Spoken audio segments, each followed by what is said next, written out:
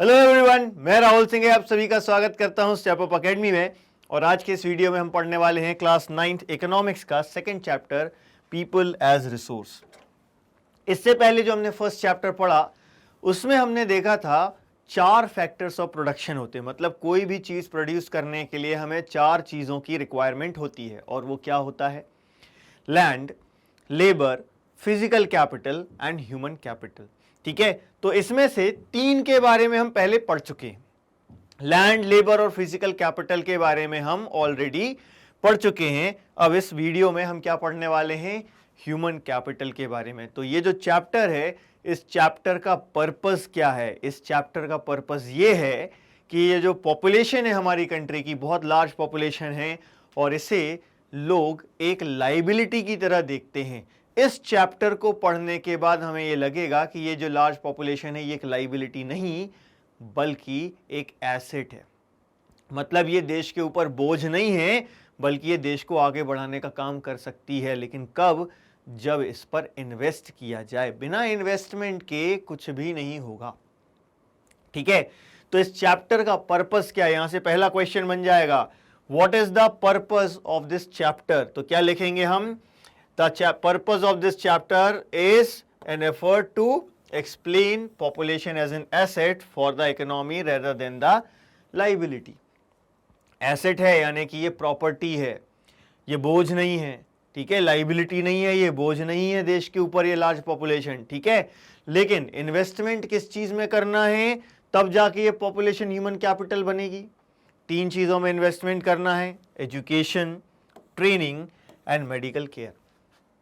यानी कि यदि कोई व्यक्ति को पढ़ाया लिखाया जाए, उसको ट्रेनिंग दी जाए, स्किल्स सिखाए जाएं और उसको हेल्दी रखा जाए तो डेफिनेटली वो प्रोडक्शन करेगा ना और कंट्री के डेवलपमेंट में हेल्प करेगा। वो बोझ कैसे बनेगा?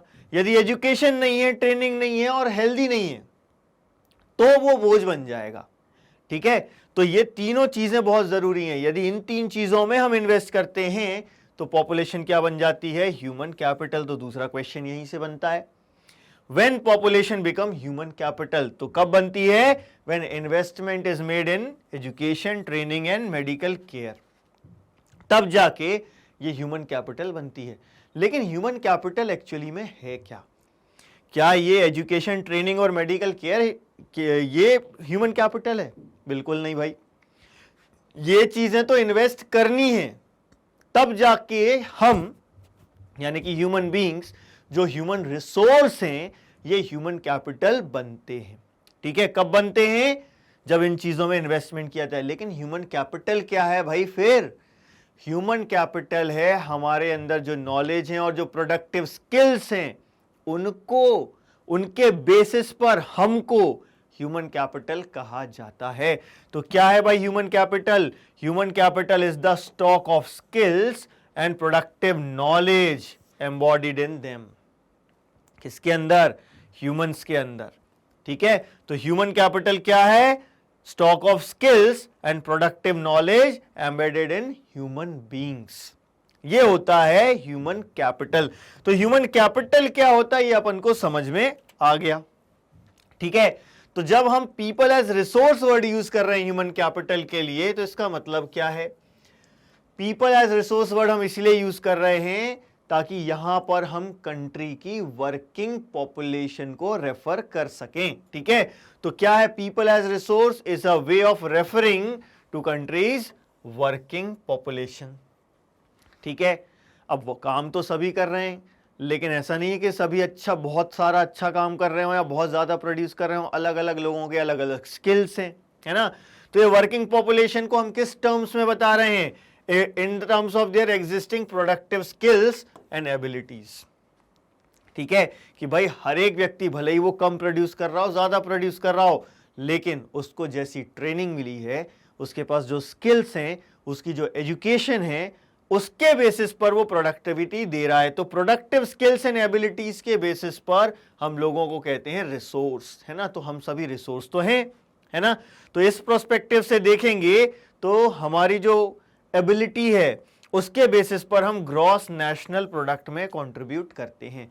मतलब कंट्री के प्रोडक्शन में हम हेल्प करते हैं। ठीक है, अब ये जो प्रोडक्शन की हमने बात करी है इसके बेसिस पर, चूंकि हम सभी प्रोड्यूस कर रहे हैं यानी हम अपने काम आ रहे हैं, तो हमने रिसोर्सेज की डेफिनेशन पढ़ी है भाई 8th क्लास में। रिसोर्स क्या होते हैं? कोई भी ऐसी चीज जो हमारे लिए यूजफुल है, जो हमारे काम आती है, वो रिसोर्स होती है। तो चूंकि हम भी क्या कर रहे हैं, ग्रॉस नेशनल प्रोडक्ट में हेल्प कर रहे हैं, हम अपने काम आ रहे हैं, तो हम भी क्या हैं, ह्यूमन रिसोर्स हैं। तो ये जो पॉपुलेशन है ये एक रिसोर्स है जैसे कि अदर रिसोर्सेस होते हैं। ठीक है, क्लियर है ये चीज? यहां तक यदि किसी को कोई डाउट है तो कमेंट सेक्शन में आकर आप डाउट पूछ सकते हैं, उसका मैं आपको आंसर करूंगा। ठीक है, लेकिन हम क्या कह रहे थे, हमेशा से हम देख रहे हैं कि पॉपुलेशन को क्या समझा जाता है, लाइबिलिटी। क्यों?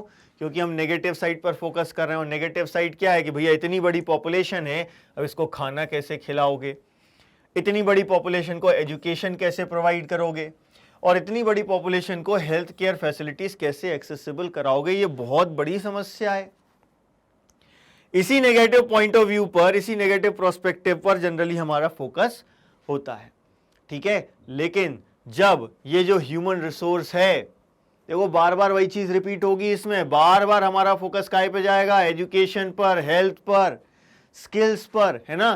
तो हम कह रहे हैं ये जो ह्यूमन रिसोर्स है, जब इसकी एजुकेशन पर और इसकी हेल्थ पर और ज्यादा इन्वेस्ट किया जाता है, और ये और ह्यूमन रिसोर्स डेवलप हो जाता है और ह्यूमन कैपिटल बन जाता है, तो ये जो प्रोसेस है, कौन सी प्रोसेस, जब हम उसकी हेल्थ और एजुकेशन पर इन्वेस्ट कर रहे हैं, तो ये प्रोसेस कहलाती है ह्यूमन कैपिटल फॉर्मेशन। तो what is human capital formation? When existing human resource is further developed by becoming more educated and more healthy, we call it human capital formation. तो एजुकेशन और हेल्थ ये gain करने की process ही human capital formation की process कहलाती है। ठीक है, अब इसमें भी हम देख रहे हैं जैसे कि फिजिकल कैपिटल फॉर्मेशन होता है, ठीक है, उससे कंट्री की प्रोडक्टिविटी बढ़ती है। तो जैसे फिजिकल कैपिटल फॉर्मेशन से कंट्री की प्रोडक्टिव पावर बढ़ती है, वैसे ही ह्यूमन कैपिटल फॉर्मेशन से भी कंट्री की प्रोडक्टिव पावर बढ़ती है। ये याद रखना है भाई, है ना, कि क्यों हम ह्यूमन कैपिटल फॉर्मेशन पर इतना फोकस कर रहे हैं, क्योंकि प्रोडक्टिव पावर बढ़ेगी। यदि लोग हेल्दी हैं, लोग स्किल्ड हैं, एजुकेटेड हैं, तो वो और ज्यादा प्रोड्यूस करेंगे और हम और ज्यादा डेवलप होंगे। ठीक है, तो इन्वेस्ट करना है, वापस से फिर वही चीजें आ गई कि इन्वेस्टमेंट इन ह्यूमन कैपिटल किन चीजों के थ्रू करते हैं, education, training and medical care. जब इन चीजों के थ्रू हमने इन्वेस्ट किया ह्यूमन कैपिटल में, तो ह्यूमन कैपिटल भी वैसे ही रिटर्न्स देती है जैसे कि फिजिकल कैपिटल। तो it yields a return just like investment in physical capital. आपने पैसा लगाया, फॉर एग्जाम्पल आपने जमीन खरीदी, जमीन में पैसा लगाया, उस पर एक शॉप बनाई, उस शॉप में आपने बिजनेस चालू किया, तो उससे क्या होगा, प्रॉफिट होगा, है ना। इन्वेस्टमेंट किया तो रिटर्न मिला। वैसे ही जब हम एजुकेशन, ट्रेनिंग और मेडिकल केयर के माध्यम से, थ्रू, है ना, ह्यूमन कैपिटल में इन्वेस्ट करते हैं तो रिटर्न मिलता है। अब कैसे मिलता है ये हम अभी स्टोरीज के थ्रू समझेंगे। ठीक है, लेकिन अभी यहां पर हम क्या देख रहे हैं कि भैया ह्यूमन कैपिटल फॉर्मेशन में इन्वेस्ट करते हैं तो वैसे ही रिटर्न मिलता है जैसे कि फिजिकल कैपिटल से, वैसे ही रिटर्न मिलेगा बिल्कुल अपन को। ठीक है, तो यहां से हम क्या देख रहे हैं कि हायर इनकम होती है। क्यों? क्योंकि प्रोडक्टिविटी बढ़ गई है। प्रोडक्टिविटी किसकी बढ़ गई है? हायर प्रोडक्टिविटी किसके कारण? एजुकेटेड और ट्रेन्ड लोगों के कारण, है ना। तो हायर इनकम के फॉर्म में रिटर्न मिलता है। क्यों मिलता है? क्योंकि प्रोडक्टिविटी बढ़ गई है। ठीक है, किसकी प्रोडक्टिविटी की बात की अभी हमने? एजुकेटेड और ट्रेन्ड लोगों की। वैसे ही ज्यादा हेल्दी लोग जो होते हैं उनकी भी प्रोडक्टिविटी होती है, higher productivity of healthier people. तो इसमें हमने क्या देखा, रिटर्न मिल रहा है। कैसे मिल रहा है? हायर प्रोडक्टिविटी के कारण मिल रहा है। किस फॉर्म में मिल रहा है? हायर इनकम, या हो सकता है हायर इनकम के अलावा कोई डिफरेंट टाइप के जो हमारे एक्सपेक्टेशंस होते हैं अपने आप से, उसके फॉर्म में हमें हायर रिटर्न्स मिलते हैं। ठीक है, तो इतना हमें क्लियर हो गया कि भैया जब हम ह्यूमन कैपिटल में इन्वेस्ट करते हैं तो हमें हायर रिटर्न्स मिलते हैं, either in the form of income और अदर एक्सपेक्टेड आउटकम्स। ठीक, क्योंकि प्रोडक्टिविटी बढ़ जाती है। इसका एग्जांपल है green revolution and IT revolution. हमने हमारे नॉलेज का यूज किया और प्रोडक्टिविटी बढ़ा दी, ठीक है, टेक्नोलॉजी की मदद से, ठीक है। वैसे आईटी रेवोल्यूशन में भी हमने देखा कि कैसे हमने ह्यूमन कैपिटल में इन्वेस्ट किया और हायर पोजीशन हमने यहां पर गेन करते हुए लोगों को देखा कि भैया मशीनरी है, प्लांट्स हैं, इन सब में हर जगह आईटी यूज हो रहा है, जिससे प्रोडक्टिविटी बढ़ जा रही है, हायर रिटर्न्स मिल रहे हैं, ठीक है। तो ये जो आईटी रेवोल्यूशन है और ग्रीन रेवोल्यूशन है, ये एग्जाम्पल है कैसे हम अपना ह्यूमन कैपिटल में इन्वेस्ट करके प्रोडक्शन बढ़ा सकते हैं, हायर रिटर्न्स गेन कर सकते हैं, ठीक। अब ये तो बात हो गई उस व्यक्ति की जिसकी एजुकेशन पर, जिसकी हेल्थ पर और जिसकी ट्रेनिंग पर पैसा खर्चा किया गया, तो उसकी प्रोडक्टिविटी बढ़ी, उसकी इनकम बढ़ी, उसकी इनकम बढ़ने से कंट्री की इनकम बढ़ी। लेकिन कई बार ऐसा होता है ना भाई कि जो पढ़ा लिखा नहीं है, जो हेल्दी नहीं है, जो ट्रेंड नहीं है, उनको भी इन लोगों का फायदा मिलता है जिन्होंने एजुकेशन गेन कर ली, ट्रेनिंग गेन कर ली और हेल्दी है। इनडायरेक्टली इस इमेज से समझ सकते हैं, भाई डॉक्टर है, पढ़ा लिखा व्यक्ति है, उसने डॉक्टर बनकर दूसरों की मदद करी, टीचर ने दूसरों की मदद करी, है ना। तो जो लोग खुद ह्यूमन कैपिटल बन जाते हैं वो दूसरों की भी मदद करते हैं, है ना। तो हम ये देखते हैं कि जो एजुकेटेड होते हैं या हेल्दियर होते हैं वो तो हायर इनकम से गेन करते ही हैं, हायर इनकम के फॉर्म में गेन करते ही हैं, लेकिन सोसाइटी भी गेन करती है इनडायरेक्ट वे में। कैसे एडवांटेज मिलता है? एजुकेटेड और हेल्दियर पीपल जो होते हैं वो उन लोगों की मदद करते हैं जो खुद डायरेक्टली एजुकेटेड नहीं है या खुद डायरेक्टली हेल्दी नहीं है। इनको ये हेल्थ केयर प्रोवाइड कराते हैं और एजुकेशन प्रोवाइड कराते हैं। इसके एग्जाम्पल हमने यहां पर देखे, ठीक है। तो जब हम ह्यूमन कैपिटल में इन्वेस्ट करते हैं तो इससे सिर्फ एक व्यक्ति का फायदा नहीं होता, पूरी सोसाइटी का फायदा होता है, ठीक है भाई, क्लियर है ये चीज। तो इसके बेसिस पर हम ये कह सकते हैं कि ह्यूमन कैपिटल एक तरीके से सुपीरियर है बाकी के फैक्टर्स ऑफ प्रोडक्शन से। For example land and capital. क्यों? क्योंकि ये लैंड और कैपिटल खुद से प्रोडक्शन नहीं कर सकते, दे can not be useful on their own. इनको प्रोडक्टिव बनाने के लिए ह्यूमन कैपिटल चाहिए। बिना ह्यूमन कैपिटल के लैंड और कैपिटल अपने आप, कैपिटल मतलब यहां क्या, फिजिकल कैपिटल है, ठीक है। तो लैंड, फिजिकल कैपिटल, लेबर, इन सबको कंबाइन करके प्रोडक्शन कब होता है? जब ह्यूमन कैपिटल का यूज किया जाए, यानी नॉलेज का, एंटरप्राइज का, स्किल्स का, इनका यूज किया जाए, तब जाकर वो लैंड, लेबर और फिजिकल कैपिटल जो है वो प्रोडक्टिव होते हैं। इसलिए हम क्या कहते हैं? Human capital is one way superior to other resources like land and physical capital, ठीक है भाई, ये याद रहेगा। यहां से भी क्वेश्चन बन सकता है कि how can you say that physical capital, human capital is superior than other factors of production, ठीक है। दो क्वेश्चंस को मिक्स करके भी यहां पर अपन देख रहे हैं, दो क्वेश्चंस को मिक्स करके भी आपको, दो डिफरेंट चैप्टर्स से क्वेश्चन मिक्स किए जा सकते हैं। फर्स्ट चैप्टर में हमने पढ़ा है factors of production, second chapter में हम पढ़ रहे हैं ह्यूमन कैपिटल, तो यहां मर्ज कर देंगे, है ना। अब पैटर्न चेंज हो गया ये अपने सीबीएसई का, याद रखिएगा। अब ये पहले जैसा नहीं है कि प्रीवियस ईयर क्वेश्चन पेपर अकेले कर लिए तो हो जाएगा। यू कैन नॉट एक्सपेक्ट कि क्या पूछ लेंगे, नए तरीके से क्वेश्चंस आ रहे हैं। खासतौर से बोर्ड एग्जाम में आपको नए नए टाइप के क्वेश्चन देखने मिलेंगे जिसमें डिफरेंट चैप्टर्स को कनेक्ट किया जाएगा, और फ्यूचर में हो सकता है ऐसे क्वेश्चंस भी हैं जिसमें डिफरेंट सब्जेक्ट्स को कनेक्ट करके आपसे क्वेश्चन पूछे जाएं। इसीलिए बहुत ध्यान से पढ़ें, समझें, अपने कॉन्सेप्ट क्लियर करें, और जो भी डाउट्स आ रहे हैं वो पूछें, क्योंकि सबसे अच्छा तरीका होता है सीखने का डिस्कशन। आप जब ये वीडियो देखें और आपके मन में डाउट आए और वो डाउट आप पूछें और डिस्कस करें, तब जाके आपका ब्रेन डेवलप होगा और आप इन क्वेश्चंस के आंसर कर पाएंगे। और क्वेश्चन के आंसर करना तो ठीक है, आप खुद से क्वेश्चन सोच पाएंगे। एक स्टूडेंट के लिए सबसे ज्यादा जरूरी है कि उसके दिमाग में पढ़ते समय क्वेश्चन आना चाहिए कि जो वो पढ़ रहा है वो सही है कि गलत है, और जो वो पढ़ रहा है उसमें भी सही है तो क्यों सही है, गलत है तो क्यों गलत है, और समझ में ना आए तो डिस्कस करें कमेंट सेक्शन में आकर, ठीक है। तो हमने ये देख लिया कि ह्यूमन कैपिटल एक तरीके से सुपीरियर है बाकी के फैक्टर्स ऑफ प्रोडक्शन से, ठीक। तो हम देखते आ रहे हैं भाई कई कई डेकेड से जो लार्ज पॉपुलेशन है उसको हमारे यहाँ क्या कंसीडर किया जाता रहा है, लाइबिलिटी रेदर देन एसेट। तो अब हमको क्या करना है, ये देखना है कि भैया ये जो लार्ज पॉपुलेशन है ये बर्डन नहीं है इकोनॉमी पर, इसको हम प्रोडक्टिव एक रिसोर्स में कन्वर्ट कर सकते हैं। It can be turned into a productive asset.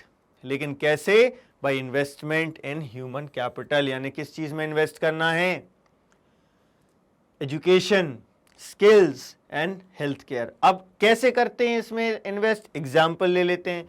भाई हम कह रहे हैं कि भाई इनको स्किल्स देने हैं, इनको एजुकेशन देनी है, तो कैसे करेंगे? हम रिसोर्सेज स्पेंड कर सकते हैं एजुकेशन पर, हेल्थ केयर पर, training of industrial and agricultural worker, किस चीज में, in use of modern technology, use of scientific researches.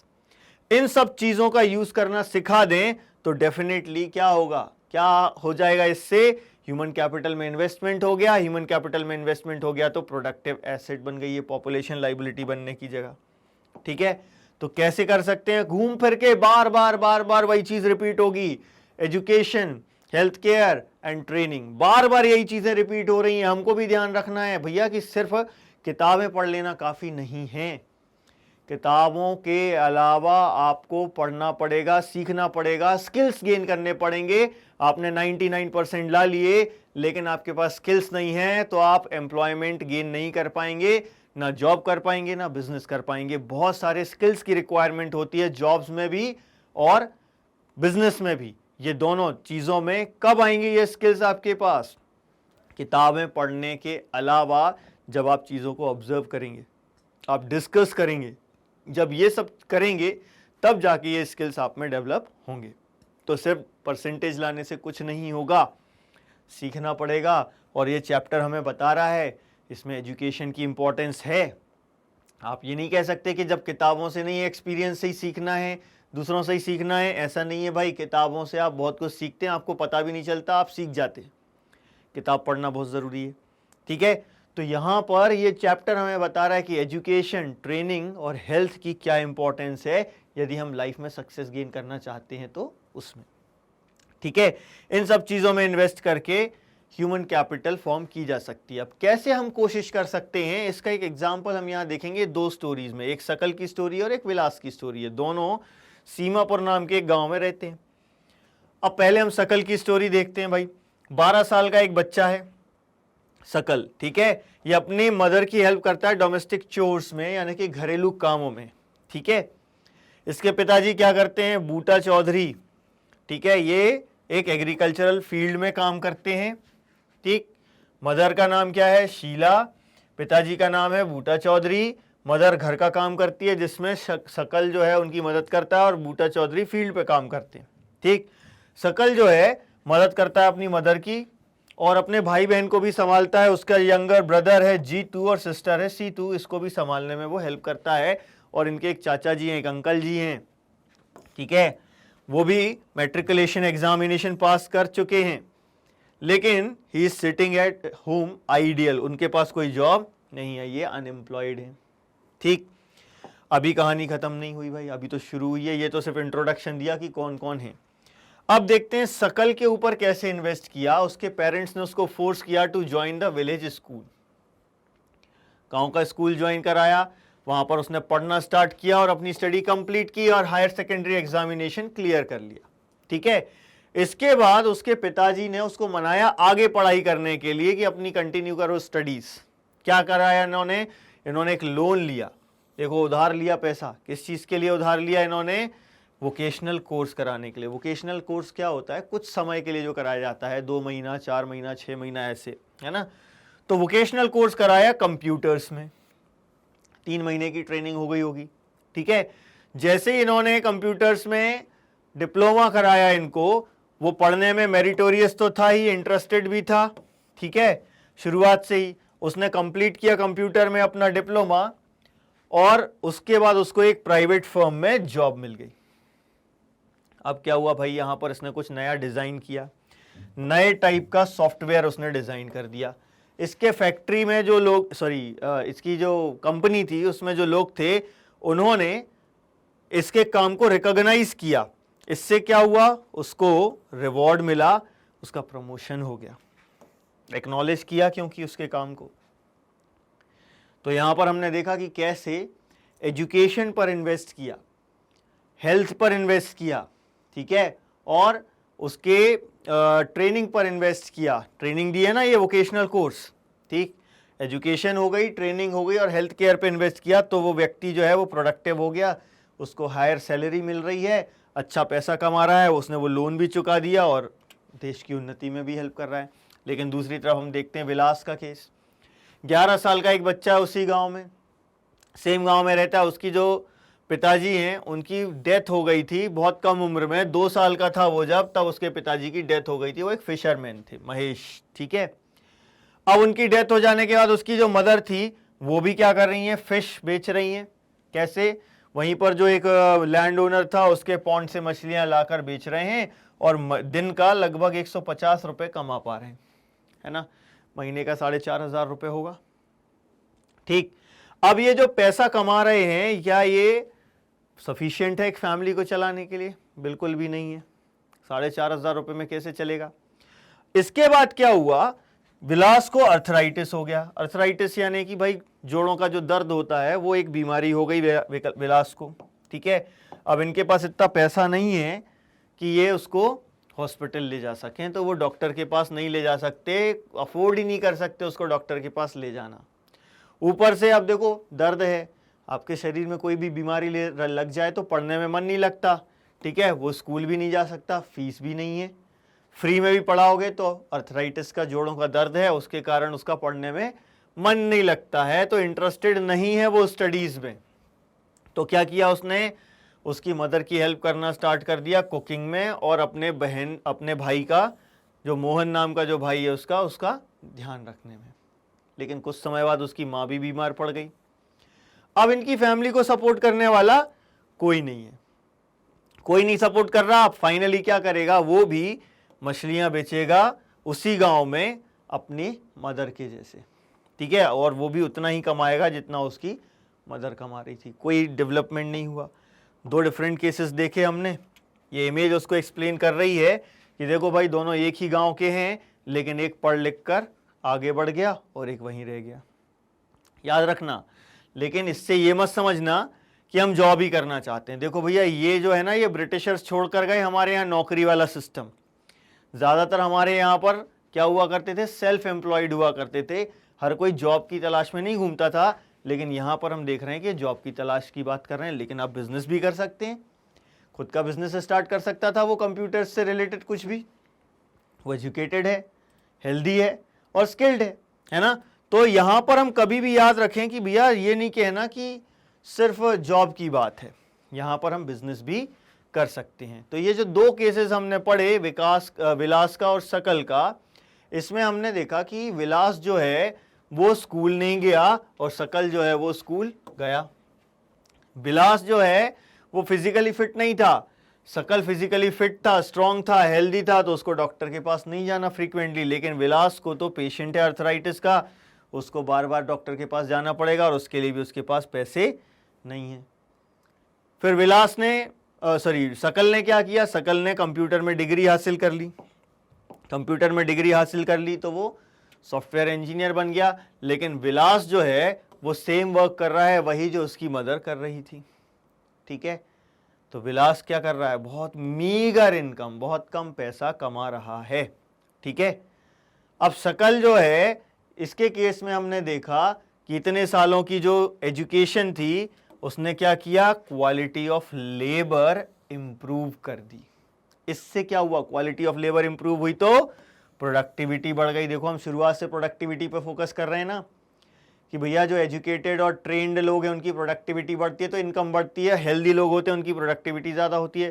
तो यहाँ भी देखा, एजुकेशन से क्वालिटी ऑफ लेबर बढ़ी, क्वालिटी ऑफ लेबर के कारण प्रोडक्टिविटी बढ़ी, और प्रोडक्टिविटी ग्रो होगी तो इकोनॉमी भी ग्रो होगी और वो खुद भी तो ग्रो होगा, उसको हायर सैलरी मिल रही है ना, ठीक है। तो जो इंडिविजुअल है उसको कैसे मिल रहा है रिटर्न, हायर सैलरी के फॉर्म में, ठीक है, या जो other forms of his choice हैं, जैसे हमने डिस्कस किया था कि जो इस अदर टाइप के हम आउटपुट्स चाहते हैं वो हमको मिलने लगते हैं, ठीक। लेकिन विलास के केस में क्या हुआ, there could not be any education or health care in the early part of his life, जिसके कारण क्या कर रहा है, वो भी अपनी मदर की तरह फिश बेच रहा है।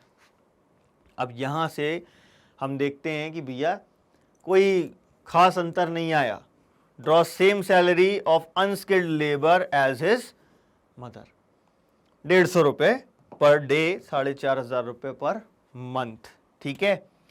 तो इन्वेस्टमेंट इन ह्यूमन रिसोर्स कैसे किया हमने, एजुकेशन और मेडिकल केयर के फॉर्म में, और शकल के ऊपर हमने ये किया, और इससे क्या हुआ, हायर रिटर्न्स मिले, higher rate of returns in future, ठीक है। और इन्वेस्टमेंट करने से ही अपन को आउटपुट मिलता है, बिना इन्वेस्टमेंट के कोई आउटपुट नहीं मिलेगा, बैठे बैठे कुछ भी नहीं कमाओगे, ठीक है। तो ये जो इन्वेस्टमेंट होता है लोगों के ऊपर, वैसे ही करना पड़ता है जैसे कि हम लैंड पर और फिजिकल कैपिटल पर करते हैं, ठीक है। यदि इन्वेस्ट नहीं किया तो रिटर्न्स नहीं मिलेंगे, सीधी सी बात है। अब इसमें हम क्या देखते हैं, बच्चों की बात करें, बच्चों की हेल्थ और एजुकेशन पर अपन ने फोकस किया, इन्वेस्ट किया, तो फ्यूचर में उनको रिटर्न मिलेंगे हायर अर्निंग्स के फॉर्म में। जब इनकी अर्निंग्स बढ़ेगी तो सोसाइटी को भी कंट्रीब्यूशन मिलेगा कि नहीं मिलेगा भाई, बिल्कुल मिलेगा।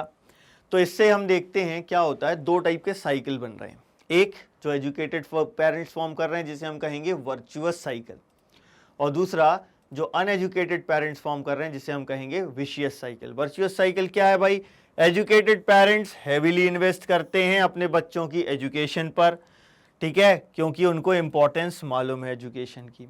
दूसरा, उनको ये भी मालूम है कि हेल्थ के क्या इंपॉर्टेंस हैं, तो वो हाइजीन का ध्यान रखते हैं और न्यूट्रिशन का ध्यान रखते हैं, ठीक है। इसके कारण हम देख रहे हैं कि जो बच्चा है उसको अच्छे स्कूल में भेजते हैं अच्छी एजुकेशन के लिए, और उसके न्यूट्रिशन का प्रॉपर ध्यान रखा है तो वो हेल्दी है, जिसके कारण ये जो एजुकेटेड पेरेंट्स हैं इन्होंने क्या फॉर्म किया, एक वर्चुअस साइकिल, ठीक। लेकिन अनएजुकेटेड पेरेंट्स क्या फॉर्म कर रहे हैं, एक विशियस साइकिल। उनको एजुकेशन की इंपॉर्टेंस मालूम है लेकिन कुछ कर नहीं सकते, एक साइकिल बना हुआ है, इसके लिए एक एक्सटर्नल फोर्स लगेगा, इसीलिए गवर्नमेंट की इंपॉर्टेंस बढ़ जाती है ना। तो चूंकि ये खुद अनएजुकेटेड हैं और खुद हाइजेनिक नहीं है, तो उसी कंडीशन में ये अपने बच्चों को रखते हैं, जिससे कि एक विशियस साइकिल फॉर्म होता है, ठीक। तो ये वर्चुअस साइकिल और विशियस साइकिल हो गया। अब इसको और बेहतर तरीके से समझें वर्चुअस साइकिल को, हम इसमें एक एग्जाम्पल लेते हैं। देखें भाई, जापान हम जानते हैं, वर्ल्ड के मैप पे दिख रहा है अपन को, जापान एक बहुत छोटी सी कंट्री है लेकिन बहुत डेवलप्ड कंट्री है ना। तो जापान जो है इसने क्या किया, हेवीली ह्यूमन रिसोर्स पर इसने इन्वेस्ट किया। जापान के पास ज़्यादा नेचुरल रिसोर्सेज नहीं है, ये क्या करता है, दूसरी कंट्रीज से नेचुरल रिसोर्सेज इंपोर्ट करता है खुद की कंट्री में, है ना। लेकिन है तो डेवलप और रिच कंट्री। तो क्वेश्चन ये आता है कि ये जो जापान जो है ना, ये रिच कैसे हुआ और डेवलप कैसे हुआ, जबकि इनके पास नेचुरल रिसोर्सेस नहीं है, ये दूसरी कंट्री से इंपोर्ट करते हैं। तो सीधा सा आंसर हम पहले ही कर चुके हैं भैया, इनने ह्यूमन डेवलपमेंट पर, ह्यूमन कैपिटल पर इन्होंने इन्वेस्ट किया, स्पेशली एजुकेशन और हेल्थ पर, ठीक है, लोगों पर इन्वेस्ट किया इन्होंने। और चूंकि लोगों पर इन्वेस्ट किया तो क्या हुआ, उनकी एफिशिएंसी बढ़ी, वही हम जो प्रोडक्टिविटी की बात कर रहे थे बार बार, है ना। तो लोग एफिशिएंट हो गए, वो अपने रिसोर्सेज को और अच्छे तरीके से यूज कर पा रहे हैं। रिसोर्सेज को बेहतर तरीके से यूज कर पाने के कारण, जैसे लैंड और कैपिटल का यूज करते हैं, वैसे ही इन्होंने लोगों का यूज किया, उनकी एफिशिएंसी बढ़ गई, उन्होंने टेक्नोलॉजी का यूज किया, नई नई टेक्नोलॉजीज इवॉल्व करी, और उसके कारण ये जो कंट्रीज हैं ये रिच और डेवलप्ड कंट्रीज हैं, ठीक है। तो नेचुरल रिसोर्सेज ना होने के बावजूद भी ये डेवलप हो गए, क्योंकि इन्होंने लोगों पर इन्वेस्ट किया, उनकी एजुकेशन और हेल्थ पर इन्वेस्ट किया, जिससे उन्होंने टेक्नोलॉजी डेवलप करी, एफिशिएंट हो गए और ये रिच और डेवलप हो गए। तो देखो भैया, वर्चुअस साइकिल कैसे बनता है, उसमें गवर्नमेंट का रोल भी इंपॉर्टेंट है, क्योंकि गवर्नमेंट ने इन चीज़ों पर इन्वेस्ट किया, ठीक।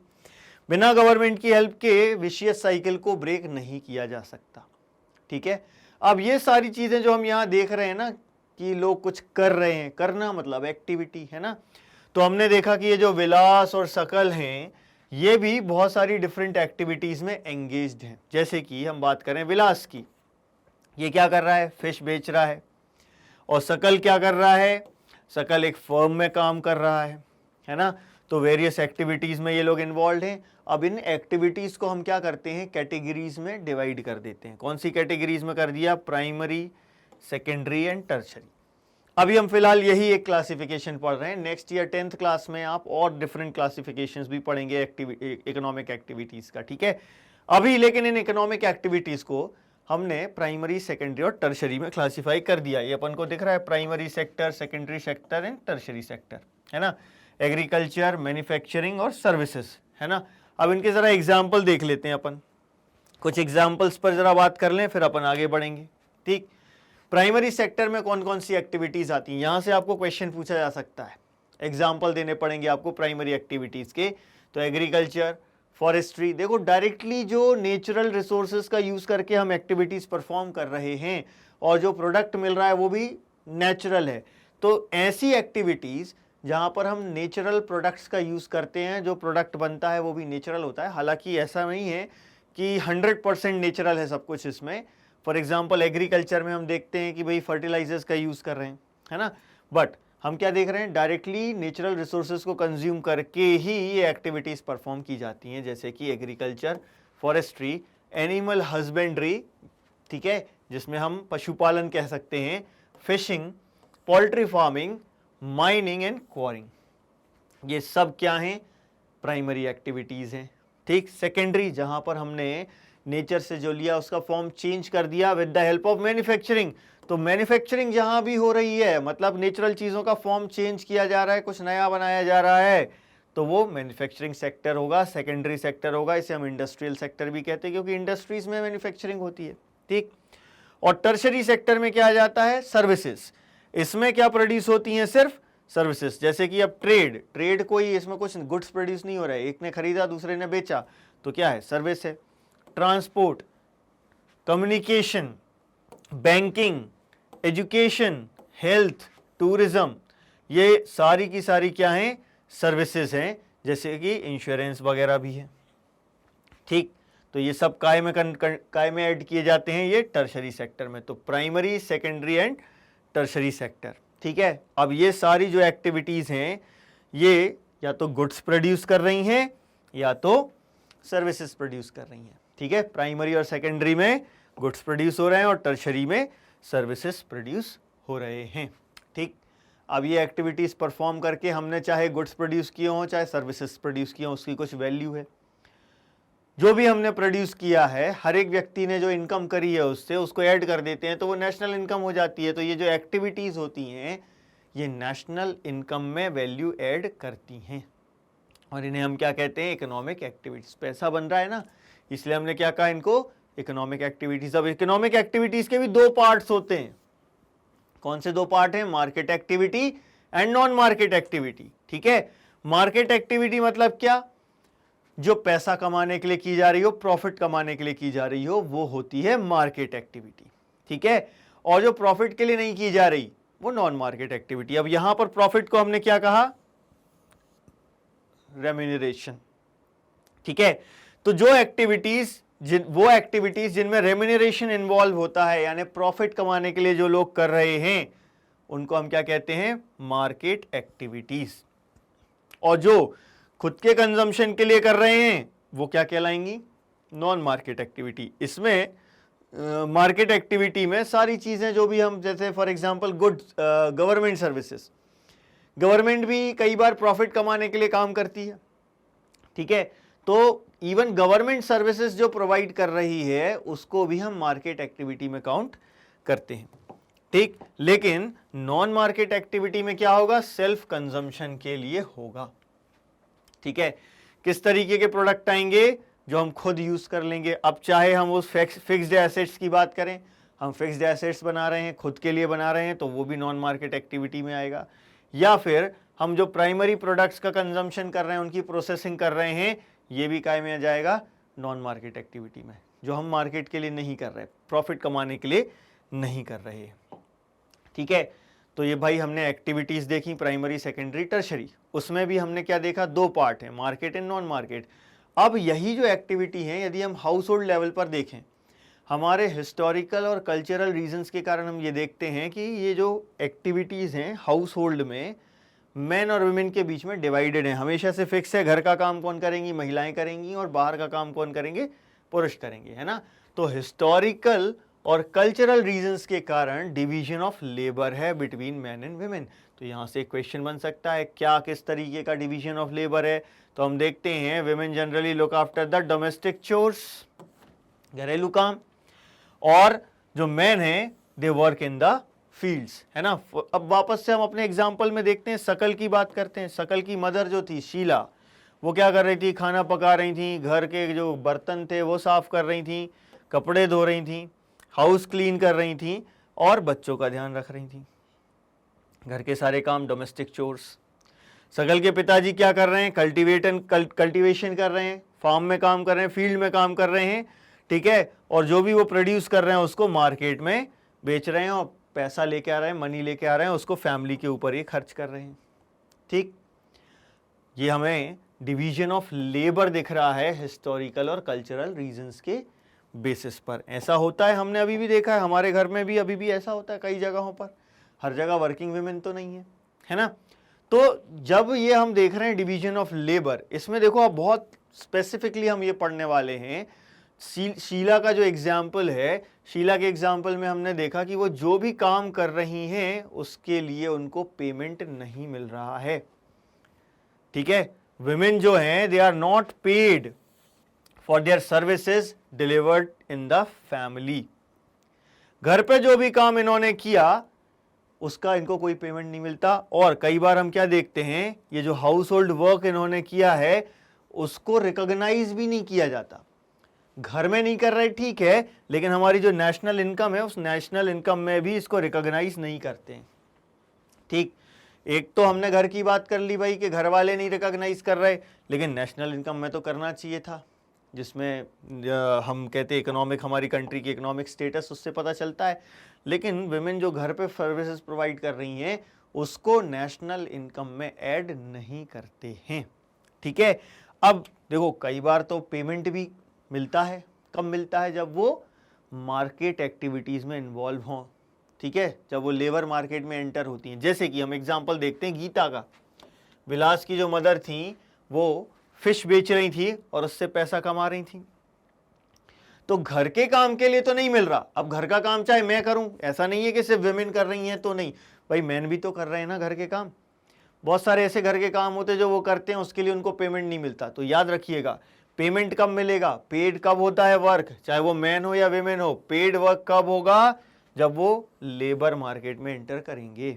हम घर के लिए सब्जी खरीद के ला रहे हैं, उसका पैसा नहीं मिलता, लेकिन कोई डिलीवरी दे रहा है आपको घर तक सब्जियों की, तो वो डिलीवरी चार्ज लेता है, वो अर्निंग हो गई उसकी, है ना। तो यहां पर हम देख रहे हैं कि जो लेबर मार्केट में जैसी एंटर होती हैं विमेन, उनको पेमेंट मिलती है। ठीक है, जैसे कि मेल काउंटर पार्ट को। ठीक, लेकिन क्वेश्चन क्या आता है, पेमेंट कितनी मिलेगी, ये किस चीज पर डिपेंड करता है, दो चीजों पर, एजुकेशन एंड स्किल्स। तो यहां से क्वेश्चन बनता है, ऐसे कौन से दो फैक्टर्स हैं जो किसी व्यक्ति की, चाहे वो मैन हो या विमेन हो, उसकी इनकम डिसाइड करते हैं ना। तो यहां से क्वेश्चन क्या बन गया कि मेजर डिटर्मिनेंट्स क्या हैं किसी भी व्यक्ति की इनकम के, तो क्या है वो, एजुकेशन और स्किल्स। इन दो चीजों के बेसिस पर यह डिसाइड होगा कि व्यक्ति जो है वो कितना पैसा कमाएगा। तो देखो एजुकेशन से क्या फायदा हुआ, स्किल्स से क्या फायदा हुआ, जो हमारे को इकोनॉमिक अपॉर्चुनिटीज मिली हैं, हमारे सामने हैं, हम उनका फायदा उठा पाते हैं। इकोनॉमिक अपॉर्चुनिटीज सबको मिलती हैं, लेकिन जो एजुकेटेड नहीं है और स्किल्ड नहीं है वो इन इकोनॉमिक एक्टिविटीज का, इकोनॉमिक अपॉर्चुनिटीज का फायदा नहीं उठा पाएगा और अपने आप को डेवलप नहीं कर पाएगा, कंट्री को डेवलप नहीं कर पाएगा। लेकिन जो एजुकेटेड है वो इन इकोनॉमिक अपॉर्चुनिटीज का फायदा उठाएगा और डेवलप होगा। ठीक, तो एजुकेशन एंड स्किल्स, ये दो मेजर डिटर्मिनेंट्स हैं जो किसी भी व्यक्ति की अर्निंग को डिसाइड करते हैं मार्केट में। ठीक, अब पर्टिकुलरली हम विमेन की बात करें, विमेन को हम देखते हैं कि ज़्यादा एजुकेशन और स्किल्स नहीं मिलते हैं, क्योंकि हमारे यहाँ के लोगों की सोच ऐसी है कि भाई इनकी पढ़ाई पर खर्चा क्यों करें, इनकी ट्रेनिंग पर खर्चा क्यों करें, शादी करके दूसरे घर में ही तो जाना है ना।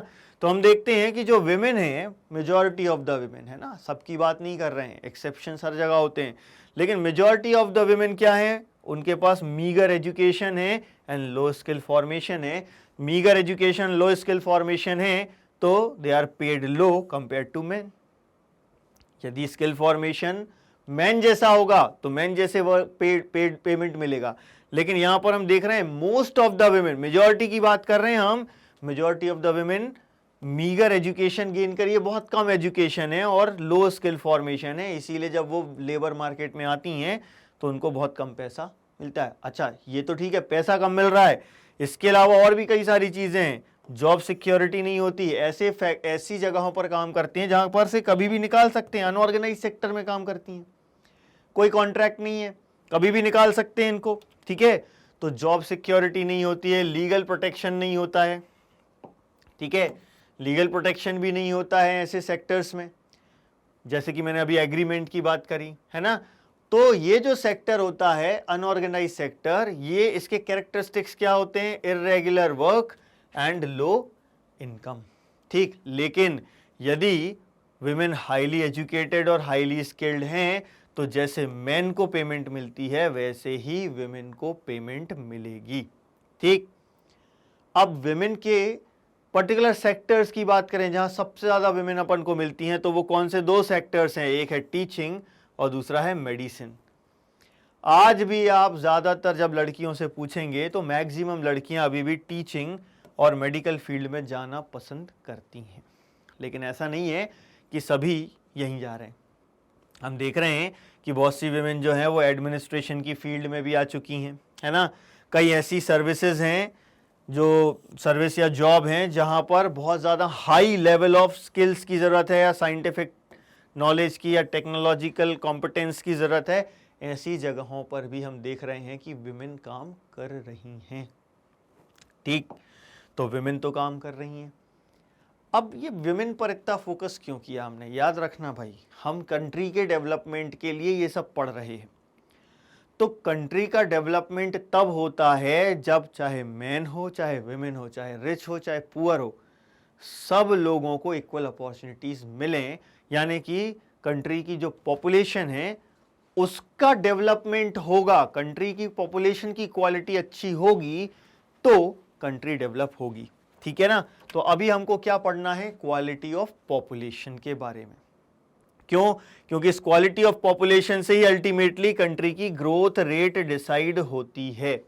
अब क्वेश्चन ये आता है कि क्वालिटी ऑफ पॉपुलेशन के बारे में हमें कैसे पता चलेगा। क्वालिटी ऑफ पॉपुलेशन तीन चीजों से पता चलती है, लिटरेसी रेट यानी कि एजुकेशन, ठीक है, health of a person, health कैसे निकालेंगे, अब अपन यहाँ लाइफ एक्सपेक्टेंसी से निकाल सकते हैं, बर्थ रेट से, डेथ रेट से, इन चीज़ों से हम हेल्थ केयर के बारे में पता कर सकते हैं। लेकिन पर्टिकुलर एक पर्सन की बात करें तो लाइफ एक्सपेक्टेंसी से पता चल जाता है। And skill formation, skill formation हुआ है कि नहीं हुआ है, कैसे पता चलेगा कि वो एम्प्लॉयड है कि अनएम्प्लॉयड है ना। तो यदि लिटरेसी रेट है, एजुकेटेड है, हेल्दी है और एम्प्लॉयड है तो कंट्री की पॉपुलेशन की क्वालिटी अच्छी है, वो कंट्री उतनी ज़्यादा डेवलप होगी। अब इसमें से हर एक पर हमें चर्चा करनी है डिटेल में, ठीक है।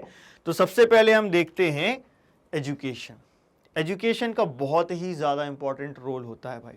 तो भाई शकल की स्टोरी से हमने ये चीज़ समझी थी कि कैसे एजुकेशन जो है, इनिशियली हमने देखा कि इसके पेरेंट्स ने इसकी एजुकेशन पे इन्वेस्ट किया और बाद में उसका फ़ायदा उसको मिला, है ना। तो इनिशियल ईयर्स में हमने देखा कि उसको फ़ायदा नहीं मिला, लेकिन बाद में जब उसने एजुकेशन गेन कर ली है, ट्रेनिंग गेन कर ली है, तो उसको एक अच्छी जॉब मिल गई और एक अच्छी सैलरी मिल गई, है ना। तो यहां पर हमने ये देखा कि ये जो एजुकेशन है एक इंपॉर्टेंट इनपुट था जिससे शकल की ग्रोथ हुई, ठीक है। क्यों हुई शकल की ग्रोथ, इसका रीजन क्या था, क्योंकि एजुकेशन के कारण उसके लिए नए हॉराइजन्स ओपन हो गए, या ऐसा कहें उसको नई अपॉर्चुनिटीज मिल रही थी। यदि वो एजुकेशन गेन नहीं करता तो हो सकता है कि वो भी अपने पिताजी के जैसे एग्रीकल्चरल फील्ड में ही काम करता रहता। लेकिन चूंकि उसने एजुकेशन गेन कर ली, उसके पेरेंट्स ने उसकी एजुकेशन पे इन्वेस्ट किया, इसीलिए उसे नए हॉराइजन्स मिल गए और उसके जो एस्पिरेशंस हैं वो फुलफिल कर पा रहा है, वो अपने आप को डेवलप कर पा रहा है। ठीक है, उसने अपनी लाइफ को डेवलप कर लिया, तो डेफिनेटली सकल को तो फायदा हुआ। लेकिन ऐसा नहीं है कि एजुकेशन गेन करने से सिर्फ सकल को ही फायदा हुआ। सकल ने एजुकेशन गेन की, उससे सोसाइटी को भी फायदा होगा। आप हम कोई भी हो, जब हम एजुकेशन गेन करते हैं तो इसका फायदा सिर्फ हमें नहीं होता बल्कि पूरी सोसाइटी को होता है। कैसे होता है भाई, जरा इस पर ध्यान देते हैं अपन। यहां से क्वेश्चन फ्रेम हो सकता है, how society also gain from the education. ठीक है, सोसाइटी कैसे एजुकेशन से कुछ बेनिफिट गेन करती है, इसमें हम देखते हैं नेशनल इनकम इंक्रीज हो जाती है, कल्चरल रिचनेस बढ़ती है और गवर्नेंस की एफिशिएंसी बढ़ जाती है। नेशनल इनकम कैसे बढ़ती है? नेशनल इनकम होती क्या है भाई, एक कंट्री में रहने वाले सारे लोगों की इनकम को ऐड कर दिया जाए तो वो नेशनल इनकम होती है। तो यदि हम एजुकेशन गेन करते हैं और हमारी इनकम बढ़ती है तो हमारी इनकम भी उसमें ऐड हो रही है ना, तो जब मेरी इनकम बढ़ेगी तो नेशनल इनकम भी बढ़ेगी। कल्चरल रिचनेस कैसे बढ़ती है? कल्चरल रिचनेस बढ़ने का क्या रीजन है भाई? एजुकेटेड व्यक्ति अपने खुद के कल्चर की भी रिस्पेक्ट करता है, दूसरे के कल्चर की भी रिस्पेक्ट करता है और उस कल्चर को प्रिजर्व करने की भी कोशिश करता है। ठीक है, तो कल्चरल रिचनेस बढ़ती है और एफिशिएंसी इंक्रीज हो जाती है गवर्नेंस की। गवर्नेंस में क्या होता है? रूल्स एंड रेगुलेशंस फॉलो करना है ना, तो पढ़ा लिखा आदमी रूल्स एंड रेगुलेशंस फॉलो करेगा, उसको मालूम है कैसे काम करना है, क्या रूल्स है ना, तो इससे गवर्नेंस की जो एफिशिएंसी है वो भी बढ़ जाती है। तो एजुकेशन बहुत ही ज़्यादा इंपॉर्टेंट है, ये चीज़ हमें समझ में आ गई। तो हमारी गवर्नमेंट भी तो एजुकेशन पर फोकस करेगी, ज़्यादा से ज़्यादा लोगों को लिटरेट करना चाहेगी, एजुकेट करना चाहेगी, तो गवर्नमेंट ने यही किया। गवर्नमेंट की जो पॉलिसी है वो किस चीज़ पर फोकस करती है? वो कहती है कि यूनिवर्सल एक्सेस होनी चाहिए। यूनिवर्सल एक्सेस मतलब सभी को एक्सेसिबल हो, है ना। किस चीज़ की यूनिवर्सल एक्सेस होनी चाहिए? एजुकेशन की। ठीक है, लेकिन ऐसा नहीं कि सिर्फ एक्सेसिबल हो, रिटेंशन भी होना चाहिए। मतलब कि आपने एजुकेशन में, आपने किसी स्कूल में एडमिशन लिया तो ऐसा नहीं कि बस एडमिशन लेके खुद गायब है, या मान लो 2-3 साल पढ़े, तीसरी चौथी पांचवी क्लास तक पढ़े और फिर उसके बाद ड्रॉप आउट हो गए, ऐसा नहीं। आपको स्कूलिंग कंप्लीट करनी है, ठीक है, और उसमें क्वालिटी भी होनी चाहिए। ठीक, तो गवर्नमेंट का फोकस है कि एलिमेंट्री एजुकेशन में तो ये सारी चीजें होनी चाहिए। एलिमेंट्री एजुकेशन मतलब जो बेसिक होती है 4th-5th क्लास तक, है ना। तो गवर्नमेंट की पॉलिसी क्या है? There is a provision made for providing, है ना, गवर्नमेंट प्रोवाइड करेगी, providing universal access, retention and quality in elementary education. ठीक है, अब इसमें भी देखो बॉयज को इतनी दिक्कत नहीं होती, ज्यादा दिक्कत किसको होती है? गर्ल्स को। गर्ल्स को पढ़ाते नहीं है क्योंकि पेरेंट्स, है ना। इसीलिए इस पॉलिसी में भी स्पेशल एम्फेसिस किस पर है? स्पेशल एम्फेसिस है गर्ल्स पर। ठीक, तो ये गवर्नमेंट ने पॉलिसी बनाई है कि एलिमेंट्री एजुकेशन सभी को एक्सेसिबल होनी चाहिए, एलिमेंट्री एजुकेशन में रिटेंशन होना चाहिए और उसमें क्वालिटी होना चाहिए, और उसमें भी हमें गर्ल्स पर स्पेशल फोकस करना है। इसीलिए ज्यादा से ज्यादा स्कूल्स ओपन करने पड़ेंगे, ज्यादा पैसा खर्चा करना पड़ेगा, तो गवर्नमेंट को इसके लिए कुछ प्रोग्राम्स बनाने पड़ेंगे। तो गवर्नमेंट ने क्या किया? नवोदय विद्यालय खोलना स्टार्ट किया। इन्होंने ये अपना एक टारगेट बना लिया कि हर एक डिस्ट्रिक्ट में, है ना, हर एक डिस्ट्रिक्ट में एक नवोदय विद्यालय होना चाहिए, और ऐसा है भी, हर एक डिस्ट्रिक्ट में एक नवोदय विद्यालय स्टैब्लिश किया गया। इसके अलावा एजुकेशन के साथ हमको ट्रेनिंग की भी जरूरत होती है। बिना ट्रेनिंग के आप एजुकेशन अकेला गेन करके जॉब हासिल नहीं कर सकते, लाइवलीहुड अर्न नहीं कर सकते। तो occupation related vocational programs start करने की भी जरूरत है ना। तो बहुत सारी वोकेशनल स्ट्रीम्स स्टार्ट की गई हैं, डेवलप की गई हैं। क्यों एक डेवलप की गई हैं? ताकि जो हाई स्कूल के जो स्टूडेंट्स हैं उनको ऑक्यूपेशन रिलेटेड नॉलेज भी प्रोवाइड किया जा सके और स्किल्स प्रोवाइड किए जा सकें। अकेले डिग्री ले लेने से कुछ नहीं होगा। अब वोकेशनल प्रोग्राम्स जो होते हैं, वोकेशनल स्ट्रीम्स होती हैं, कई टाइप की होती हैं। अब इसमें आर्ट्स भी आता है, कोई पेंटर बनना चाहता है, सिंगर बनना चाहता है, कोई फोटोग्राफर बनना चाहता है, कोई प्रोग्रामिंग करना चाहता है, तो ये वोकेशनल स्ट्रीम्स चलती हैं साथ में। ठीक है, तो गवर्नमेंट ने ये स्टार्ट करी।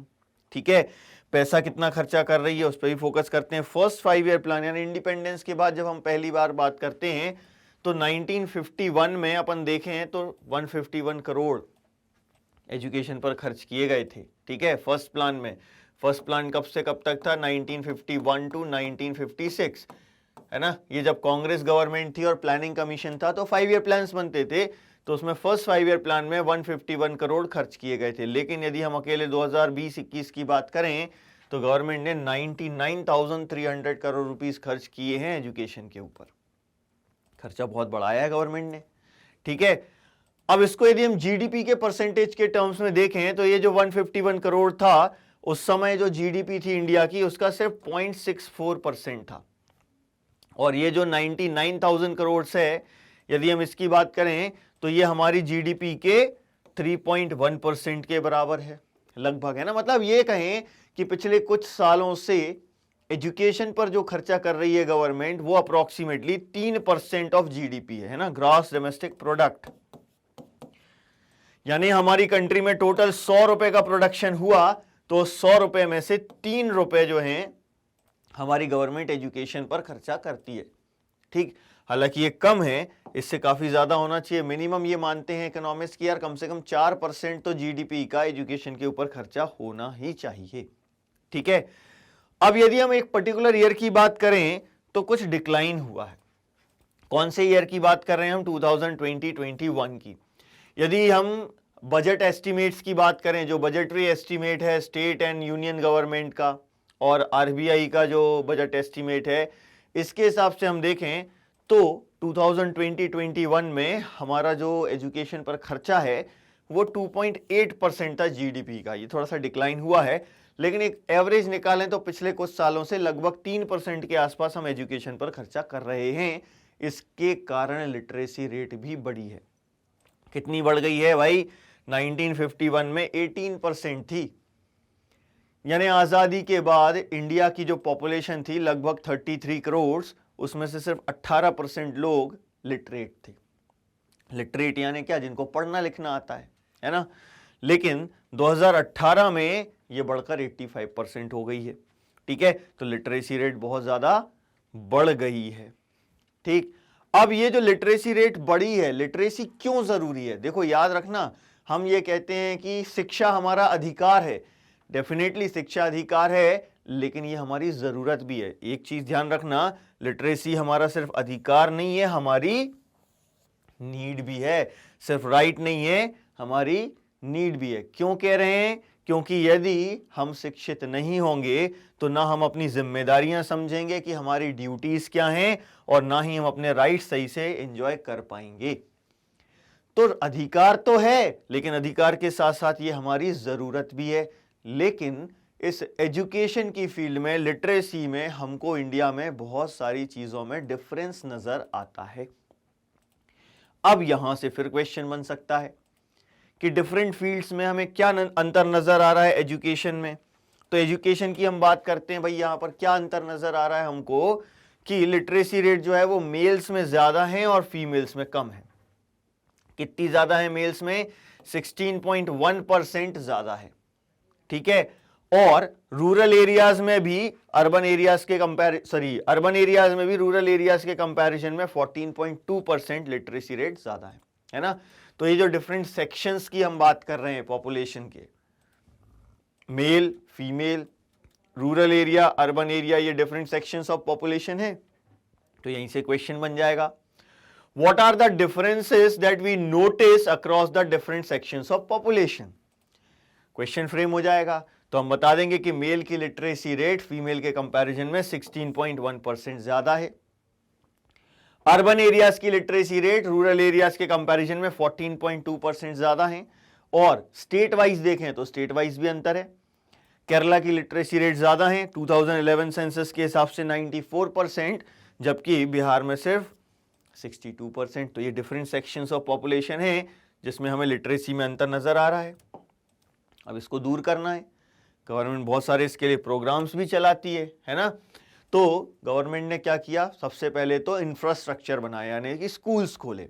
कितने स्कूल्स हो गए? यदि हम प्राइमरी स्कूल्स की बात करें, यानी फर्स्ट क्लास से लेके 5th क्लास तक के जो स्कूल्स हैं इंडिया में, गवर्नमेंट ने 7,78,842 7,78,842 स्कूल्स ओपन कर लिए टिल 2019-20। लेकिन क्या सिर्फ इंफ्रास्ट्रक्चर काफी है?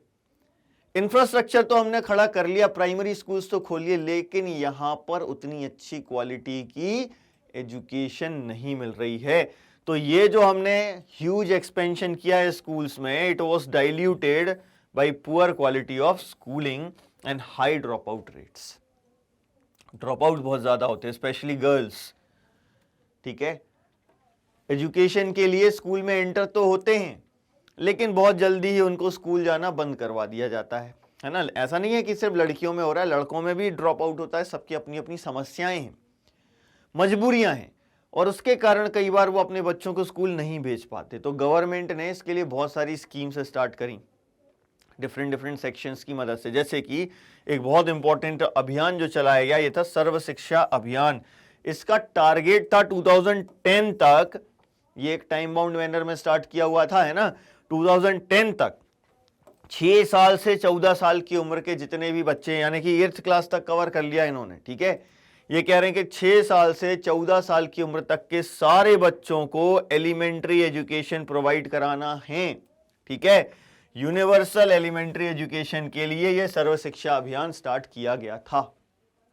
ठीक, अब इसमें सिर्फ गवर्नमेंट, ऐसा नहीं कि सिर्फ सेंट्रल गवर्नमेंट का काम है, सेंट्रल गवर्नमेंट का भी है, स्टेट गवर्नमेंट का भी है, और सोसाइटी का भी है ना।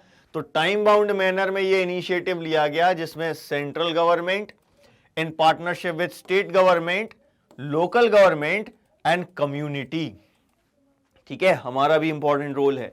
हम सब की मदद से, local government, state government, central government और कम्युनिटी, ये सब मिलकर क्या अचीव करना है? Universalization of elementary education. मतलब कि 6 साल से 14 साल की उम्र तक के हर बच्चे को एजुकेशन मिलनी चाहिए। ठीक, ये सर्व शिक्षा अभियान का टारगेट था। ये एक पॉइंट हो गया जो गवर्नमेंट ने प्रोग्राम्स स्टार्ट किए। दूसरा क्या? ब्रिज कोर्सेज या बैक टू स्कूल प्रोग्राम्स भी स्टार्ट किए गवर्नमेंट ने। ठीक है, ताकि ज़्यादा से ज़्यादा लोग जो हैं वो एलिमेंट्री एजुकेशन गेन कर सकें, उसके लिए अपने आप को एनरोल कर सकें, है ना। बहुत से लोग होते हैं जो नहीं पढ़ पाए बचपन में, बाद में पढ़ लो। तो ये बैक टू स्कूल प्रोग्राम या ब्रिज प्रोग्राम स्टार्ट किए गए, या डिस्टेंस लर्निंग के प्रोग्राम भी स्टार्ट किए गए, ताकि ये लोग स्कूल आएँ, पढ़ें, जब समय मिले तब आए, तब पढ़ें, पढ़ना लिखना सीखें, है ना।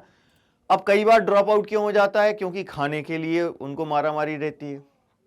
तो गवर्नमेंट ने कहा हम खाना भी देंगे, एक टाइम का खाना बच्चे को स्कूल में मिल रहा है, तो मिड डे मील प्रोग्राम भी स्टार्ट किया गवर्नमेंट ने, ताकि बच्चों की अटेंडेंस बढ़े, है ना। अटेंडेंस और रिटेंशन के लिए ये मिड डे मील स्टार्ट किया, और इससे देखो एक हेल्थ वाला पोर्शन भी कवर हो जाएगा, न्यूट्रिशन के बेसिस पर इनको खाना दिया जाएगा, एक डाइटिशियन होगा।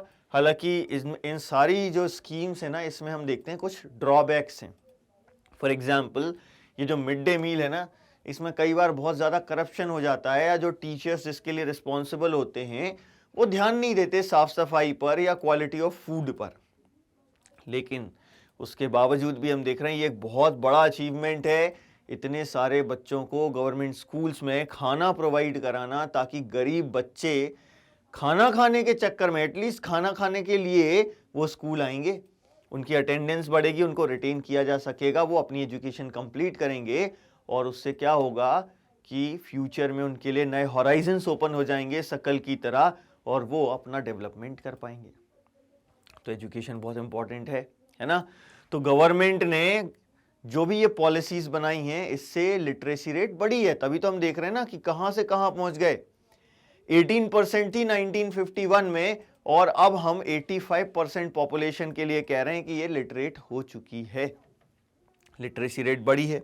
ठीक है, ये तो बात हुई लेकिन स्कूल लेवल की। What about higher education? Higher education भी तो है, कॉलेज लेवल की भी तो बात करें ना। यदि हम बात करें कि कितने लोग स्कूल से पास आउट होने के बाद कॉलेज ज्वाइन करते हैं, तो उसका जो रेट है इंडिया में वो 27% है ना। 2019-20 में 18 साल से 23 साल की उम्र, ये वो उम्र होती है जब लोग कॉलेज ज्वाइन करते हैं। तो 27% लोग इंडिया में ग्रेजुएशन के लिए जाते हैं। ठीक है, ये वर्ल्ड एवरेज के बराबर ही है लगभग, पूरी दुनिया का लगभग यही एवरेज है। ठीक है, लेकिन क्या ये सही है भाई? हमारे यहाँ हम कह रहे हैं ना कि सबको तो कम से कम ग्रेजुएट तो होना चाहिए ना। मतलब 100 बच्चों ने यदि स्कूल पास किया है, 12th पास किया है, तो उन 100 में से सिर्फ 27 बच्चे ऐसे हैं जो ग्रेजुएशन कर रहे हैं। मुझे तो नहीं लगता ये सही है। और इसमें भी हम देख रहे हैं कि क्वालिटी उतनी नहीं है। बहुत जगहों पर हम देख रहे हैं कि क्वालिटी में हम लैग कर रहे हैं। इन चीजों को इंप्रूवमेंट करने के लिए गवर्नमेंट क्या कर रही है? गवर्नमेंट ने बहुत सारी चीजें स्टार्ट करी, जैसे कि इंक्रीजिंग एक्सेस बढ़ाना है, मतलब ज्यादा से ज्यादा लोगों को ये अवेलेबल हो, तो कॉलेजेस ज्यादा से ज्यादा खोलना है। अभी हम देखेंगे कैसे number of colleges and universities बढ़े, उसकी एक टेबल देखेंगे। ठीक है, तो एक्सेस बढ़ाना है, क्वालिटी इंप्रूव करना है, स्टेट स्पेसिफिक कुरिकुलम अडॉप्ट करना है और उसको मॉडिफाई करना है।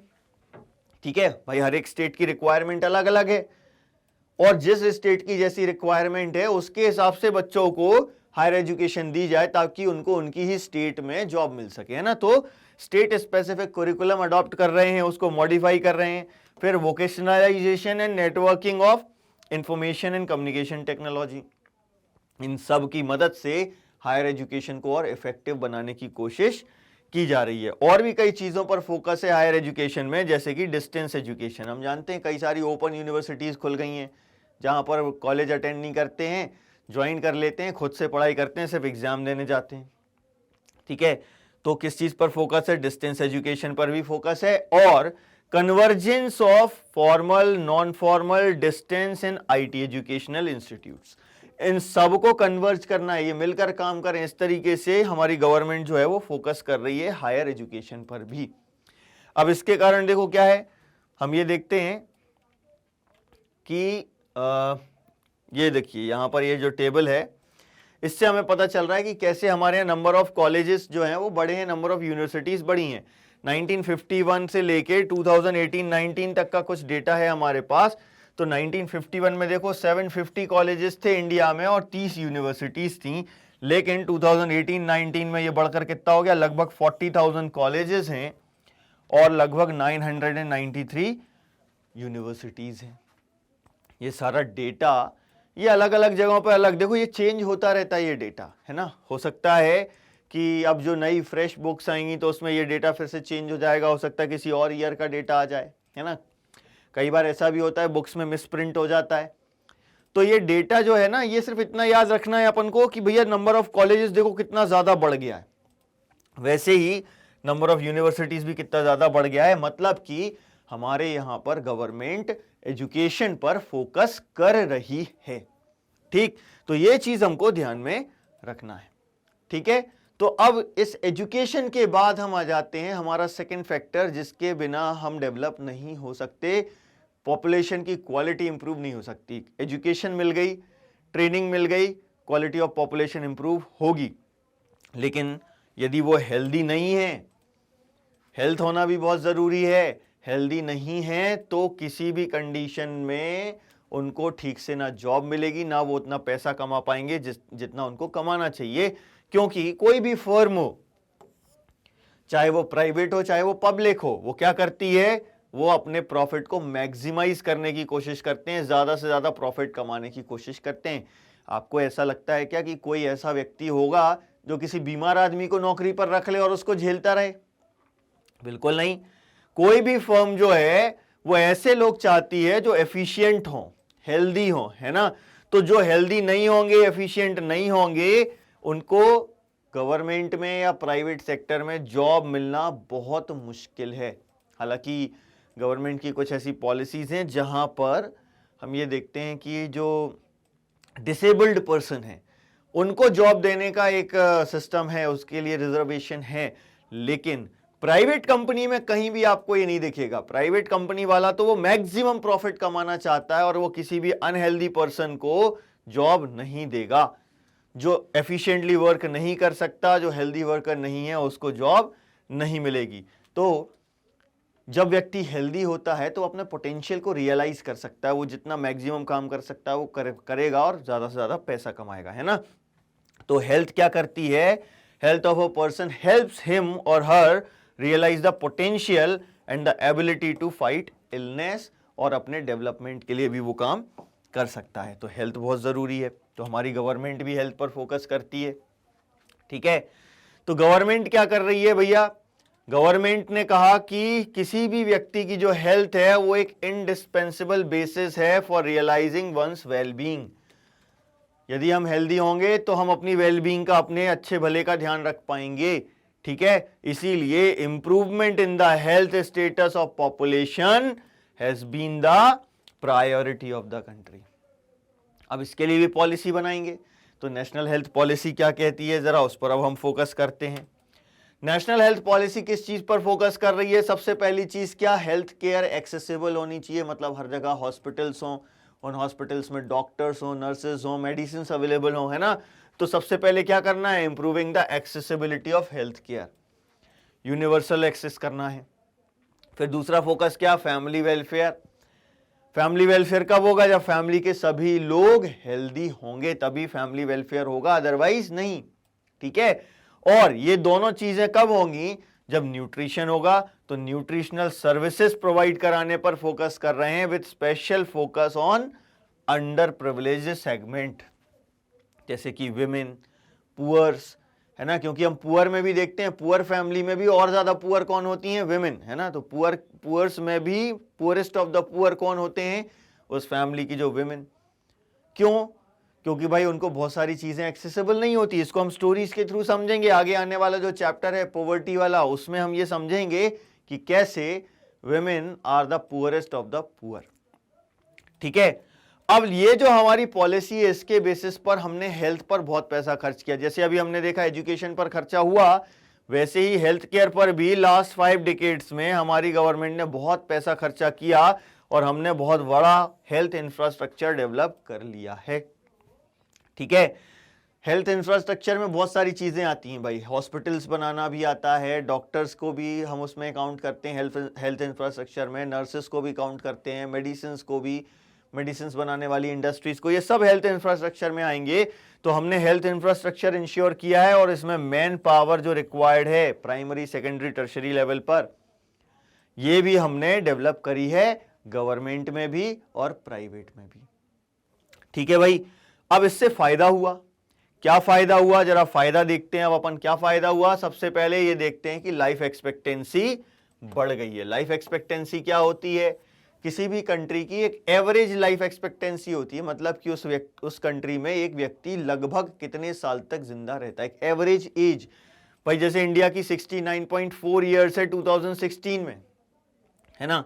तो 70 साल मान लें, माने इंडिया में एक व्यक्ति ऑन एन एवरेज 70 साल जिंदा रहता है। हालांकि सब नहीं रहते, कुछ इससे बहुत कम उम्र में मर जाते हैं, कुछ इससे बहुत ज्यादा उम्र तक जिंदा रहते हैं, है ना। तो ये जो अपन बात कर रहे हैं यहाँ की, भैया ये लाइफ एक्सपेक्टेंसी जो है ये एवरेज है, कुछ इससे पहले और कुछ इसके बाद में उनकी डेथ होती है। तो ये लाइफ एक्सपेक्टेंसी बढ़ गई है, पहले बहुत कम थी, ये 60 ईयर्स से भी कम थी, और अब हम जो है ना 70 टच करने वाले हैं। लाइफ एक्सपेक्टेंसी बढ़ गई है। इन्फेंट मोर्टेलिटी घट गई है। 1951 में इन्फेंट मोर्टेलिटी थी 147 और 2020 में 36। अब ये इन्फेंट मोर्टेलिटी क्या होती है? इन्फेंट कौन होते हैं भाई? 1 साल या उससे कम उम्र के जो बच्चे होते हैं वो इन्फेंट्स कहलाते हैं, और मोर्टेलिटी मतलब मरना। तो इन्फेंट मोर्टेलिटी मतलब death of a child below 1 years of age. ये डेफिनेशन लेकिन अधूरी है। ये पूरी डेफिनेशन हमको कहां मिलती है? 10th क्लास में। ये कैसे निकालते हैं परसेंटेज में? ये 147 किस में से है? पर 1000 है। ये पर 1000 लाइव चिल्ड्रन बॉर्न, यानी कि 1000 बच्चे यदि पैदा हुए तो उन 1000 बच्चों में से कितने बच्चे ऐसे हैं 1 साल में जिनकी डेथ 1 साल की उम्र कंप्लीट करने से पहले हो गई। हमने मोला, मान लो ये 2020 की बात कर रहे हैं, 2020 में यदि 1000 बच्चे पैदा हुए हैं तो उन 1000 बच्चों में से 36 बच्चे ऐसे हैं जो 1 साल की उम्र कंप्लीट करने से पहले मर जाते हैं। 1951 में ये कितना था? यदि 1000 बच्चे पैदा हुए 1951 में, तो उसमें से 147 बच्चों की डेथ 1 साल की उम्र कंप्लीट करने से पहले हो गई। ये होती है इन्फेंट मोर्टेलिटी रेट। ठीक है, अब इसका अंदाजा आप देखो भाई, फर्स्ट बर्थडे हम जानते हैं कितना धूमधाम से मनाते हैं लोग अपने बच्चों का। अब किसी के बच्चे की डेथ 1 साल से कम उम्र में हो जाए तो उसके दुख का अंदाजा लगाना इतना आसान नहीं है, आप और हम शायद नहीं लगा पाएंगे, है ना। तो ये इन्फेंट मोर्टेलिटी रेट घट गई है और हमारा टारगेट है कि इसको और नीचे लाना है। ऐसा ना हो कि बच्चा 1 साल की उम्र भी कंप्लीट नहीं कर पा रहा, ठीक है। तो ये घट रही है ना, मतलब कि हमारा हेल्थ इंफ्रास्ट्रक्चर अच्छा है। क्या हम इससे कंक्लूड कर सकते हैं इन सारी चीजों से, ये भी हम देखेंगे। इसके अलावा और क्या इंप्रूवमेंट हुआ है हेल्थ इंफ्रास्ट्रक्चर में डेवलपमेंट से? बर्थ रेट भी रिड्यूस हो गई है, कितनी? 20 पे आ गई है। और डेथ रेट भी रिड्यूस हो गई है, 6.2 पर आ गई है। बर्थ रेट रिड्यूस होना अच्छा है, पॉपुलेशन कंट्रोल में रहेगी तो हमारा डेवलपमेंट होगा, है ना। और डेथ रेट कम हो गई है, मतलब हेल्थ फैसिलिटीज अच्छी हैं, तभी तो जो है ना पर 1000 ये क्या होती हैं, बर्थ रेट और डेथ रेट, जरा इस पर भी फोकस करते हैं। जैसे मैंने इन्फेंट मोर्टेलिटी रेट बताया, वैसे ही बर्थ रेट होती है कि यदि 1000 लोगों में, मतलब पॉपुलेशन है, 1000 लोगों की पॉपुलेशन है, तो एक एरिया में 1 साल में यदि 1000 लोग रह रहे थे तो उसमें कितने बच्चे पैदा हुए, है ना। तो बर्थ रेट क्या होती है? Birth rate is the number of babies born for every 1000 people during a particular period of time. Generally हम 1 साल लेते हैं, ठीक है। वैसे ही डेथ रेट कि 1000 लोगों में से कितने लोगों की डेथ हो गई एक पर्टिकुलर पीरियड ऑफ टाइम में, है ना। तो death rate is the number of people पर 1000 who died during a particular period of time, ठीक है। तो ये बर्थ रेट और डेथ रेट की डेफिनेशन है। ये भी आपको पूछी जा सकती है कि बर्थ रेट क्या होती है, डेथ रेट क्या होती है, इन्फेंट मोर्टेलिटी रेट क्या होती है। इन सब में हम देख रहे हैं डिक्लाइन हुआ है और लाइफ एक्सपेक्टेंसी हमारी जो है वो बढ़ गई है, ठीक। अब इन सब चीजों से हम क्या कंक्लूड कर सकते हैं कि कंट्री का फ्यूचर ब्राइट है। कैसे कह सकते हैं कंट्री का फ्यूचर ब्राइट है? क्योंकि ये जो लाइफ एक्सपेक्टेंसी और चाइल्ड केयर की हम बात कर रहे हैं, इसी का यूज करते हैं हम कंट्री के फ्यूचर प्रोग्रेस को असेस करने के लिए, ठीक है। किसी भी कंट्री में ये जो लाइफ एक्सपेक्टेंसी है और चाइल्ड केयर है, इसका यूज किया जाता है असेसमेंट। असेसमेंट मतलब क्या है कि उसको कैलकुलेशंस करके और ये बताना कि क्या होगा, है ना। तो असेस कर रहे हैं कि कंट्री का फ्यूचर ब्राइट है। कैसे कर रहे हैं? क्योंकि हम देख रहे हैं लाइफ एक्सपेक्टेंसी बढ़ रही है और चाइल्ड केयर भी हो रही है। इन्फेंट मोर्टेलिटी रेट घटी क्योंकि चाइल्ड केयर नहीं होती तो इन्फेंट मोर्टेलिटी रेट नहीं घटती, ठीक है। अब ये चीजें और क्या इंडिकेट करती हैं? जैसे हम लाइफ एक्सपेक्टेंसी की बात करें, increase in the longevity of life. Longevity of life बढ़ गई है, इंक्रीज हो गई है, इसका मतलब लाइफ एक्सपेक्टेंसी बढ़ गई है। ये किस चीज का इंडिकेटर है? Good quality of life marked by self confidence. यदि क्वालिटी ऑफ लाइफ अच्छी नहीं है, यदि क्वालिटी ऑफ लाइफ अच्छी नहीं है तो डेफिनेटली व्यक्ति की जो डेथ है वो जल्दी होगी, क्योंकि वो दुखी है, उसको फैसिलिटीज नहीं मिल रही, हेल्थ केयर नहीं मिल रही, है ना, और भी कई सारी प्रॉब्लम्स आ सकती हैं। तो गुड क्वालिटी ऑफ लाइफ है और सेल्फ कॉन्फिडेंस है, ये हम पता लगा सकते हैं। कैसे? यदि लाइफ एक्सपेक्टेंसी ज्यादा है तो जो व्यक्ति खुश रहता है, जिसकी क्वालिटी ऑफ लाइफ अच्छी है, वो ज्यादा लंबे समय तक जीवित रहता है, ठीक। यदि हम बात करें रिडक्शन इन इन्फेंट मोर्टेलिटी, इसमें क्या होता है? ये कब घटेगा? जब हम बच्चों को इन्फेक्शन से बचाएंगे, प्रोटेक्ट करेंगे, ठीक है। इसके अलावा न्यूट्रिशन प्रोवाइड कराएंगे बोथ मदर एंड चाइल्ड दोनों को, और चाइल्ड केयर प्रोवाइड कराएंगे। ये सारी चीजें हमें मिल रही हैं, तभी ये इन्फेंट मोर्टेलिटी रिड्यूस होती है। तो इन्फेंट मोर्टेलिटी रिड्यूस हो रही, मतलब ये इंडिकेट कर रहा है कि हमने बच्चों को इन्फेक्शन से भी बचाया, बच्चे को और मां को दोनों को न्यूट्रिशन भी प्रोवाइड कराया और चाइल्ड केयर भी कर रहे हैं, ठीक है। तो ये सारी चीजें हो रही हैं इंडिया में, तब जाके हम कह रहे हैं कि भैया डेवलप होगा, प्रोग्रेस होगी, ठीक। लेकिन समस्या क्या है? ये जो फैसिलिटीज की हम बात कर रहे हैं, जो बेसिक फैसिलिटीज की हमने बात की, ये पूरे इंडिया में अवेलेबल नहीं है। आज भी कई एरियाज ऐसे हैं जहां पर हॉस्पिटल्स नहीं हैं, कई एरियाज ऐसे हैं जहां प्राइमरी हेल्थ केयर सेंटर तक नहीं है, सब सेंटर तक नहीं है, कम्युनिटी हेल्थ केयर सेंटर भी नहीं है, है ना। जैसे कि हम बात करें पूरे इंडिया की, तो पूरे इतना बड़ा कंट्री है, इतने सारे लोग रह रहे हैं, और कितने मेडिकल कॉलेजेस हैं? सिर्फ 542 मेडिकल कॉलेजेस हैं, और सिर्फ 313 डेंटल कॉलेजेस हैं, और इसमें से भी ज्यादातर कहाँ हैं? आंध्र प्रदेश, कर्नाटका, महाराष्ट्र और तमिलनाडु में। लगभग 50% इन स्टेट्स में है, बाकी के बचे हुए बाकी की स्टेट्स में है ना। मतलब कि ये जो बेसिक फैसिलिटीज होनी चाहिए ये सब जगह अभी भी अवेलेबल नहीं है, अभी भी लोगों को भागना पड़ता है शहर की तरफ जब उनको बहुत अच्छी हेल्थ केयर फैसिलिटीज की रिक्वायरमेंट होती है तब। ठीक, तो अभी ऐसा है कि हमने बहुत पैसा खर्चा किया है इस फील्ड में अभी भी, लेकिन बहुत पैसा खर्चा करने की जरूरत है ना। कुछ इंप्रूवमेंट तो दिखा है, इस टेबल से हमें समझ में आ जाएगा। ये है sub centre, primary health care centre and community health care centre, है ना। तो इनका नंबर बढ़ रहा है, ठीक है, बहुत तेजी से बढ़ रहा था। अभी ये जो टेबल है ना, इसमें भी हो सकता है कुछ डेटा जो है मुझे ऐसा लग रहा है गड़बड़ है, लेकिन फिर भी हमें दिख रहा है कि इंप्रूवमेंट हो रहा है हर चीज में। हम देख रहे हैं कि नंबर जो है वो बढ़ता चला जा रहा है ना। डिस्पेंसरीज और हॉस्पिटल्स का नंबर भी बढ़ रहा है, बेड्स जो होने चाहिए थे गवर्नमेंट हॉस्पिटल्स में उनका नंबर भी बढ़ रहा है, रजिस्टर्ड मेडिकल डॉक्टर्स का नंबर भी बढ़ रहा है, ठीक है, एंड नर्सिंग प्रोफेशनल्स का नंबर भी बढ़ रहा है, ठीक है। तो इंप्रूवमेंट तो हुआ है, काफी ज्यादा इंप्रूवमेंट हुआ है, लेकिन अभी भी बहुत सारे इंप्रूवमेंट की जरूरत है। अभी भी हमको हेल्थ केयर में बहुत पैसा खर्चा करने की जरूरत है। तो ऐसा भी कह सकते हैं यहाँ पर अपॉर्चुनिटीज भी बहुत है, बहुत ज्यादा एम्प्लॉयमेंट जनरेट किया जा सकता है, ठीक है। तो ये हेल्थ की बात हो गई। अब आते हैं हम स्किल्स। हमने देखा था कि क्वालिटी ऑफ पॉपुलेशन में हेल्थ, एजुकेशन और स्किल्स की बात करते हैं। अब स्किल्स की जगह हम यहां क्या पढ़ रहे हैं? अनएम्प्लॉयमेंट। क्यों? क्योंकि स्किल फॉर्मेशन होगा तो अनएम्प्लॉयमेंट नहीं होगा, और यदि स्किल फॉर्मेशन नहीं है तो अनएम्प्लॉयमेंट होगा। लेकिन किसको आप अनएम्प्लॉयड कह सकते हो ये जानना जरूरी है।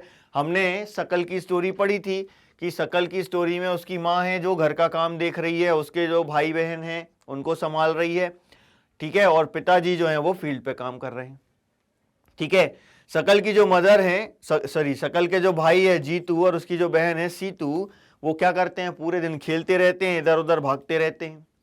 अब क्या हम शीला को और जीतू और सीतू को अनएम्प्लॉयड कह सकते हैं? नहीं कह सकते भाई। क्यों नहीं कह सकते इनको अनएम्प्लॉयड? उसके लिए डेफिनेशन देख लेते हैं अनएम्प्लॉयमेंट की क्या होती है।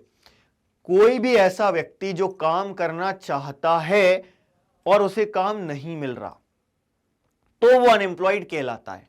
याद रखना, जो काम करना ही नहीं चाह रहा है और उसको काम नहीं मिल रहा उसको अनएम्प्लॉयड नहीं कह सकते अपन, है ना।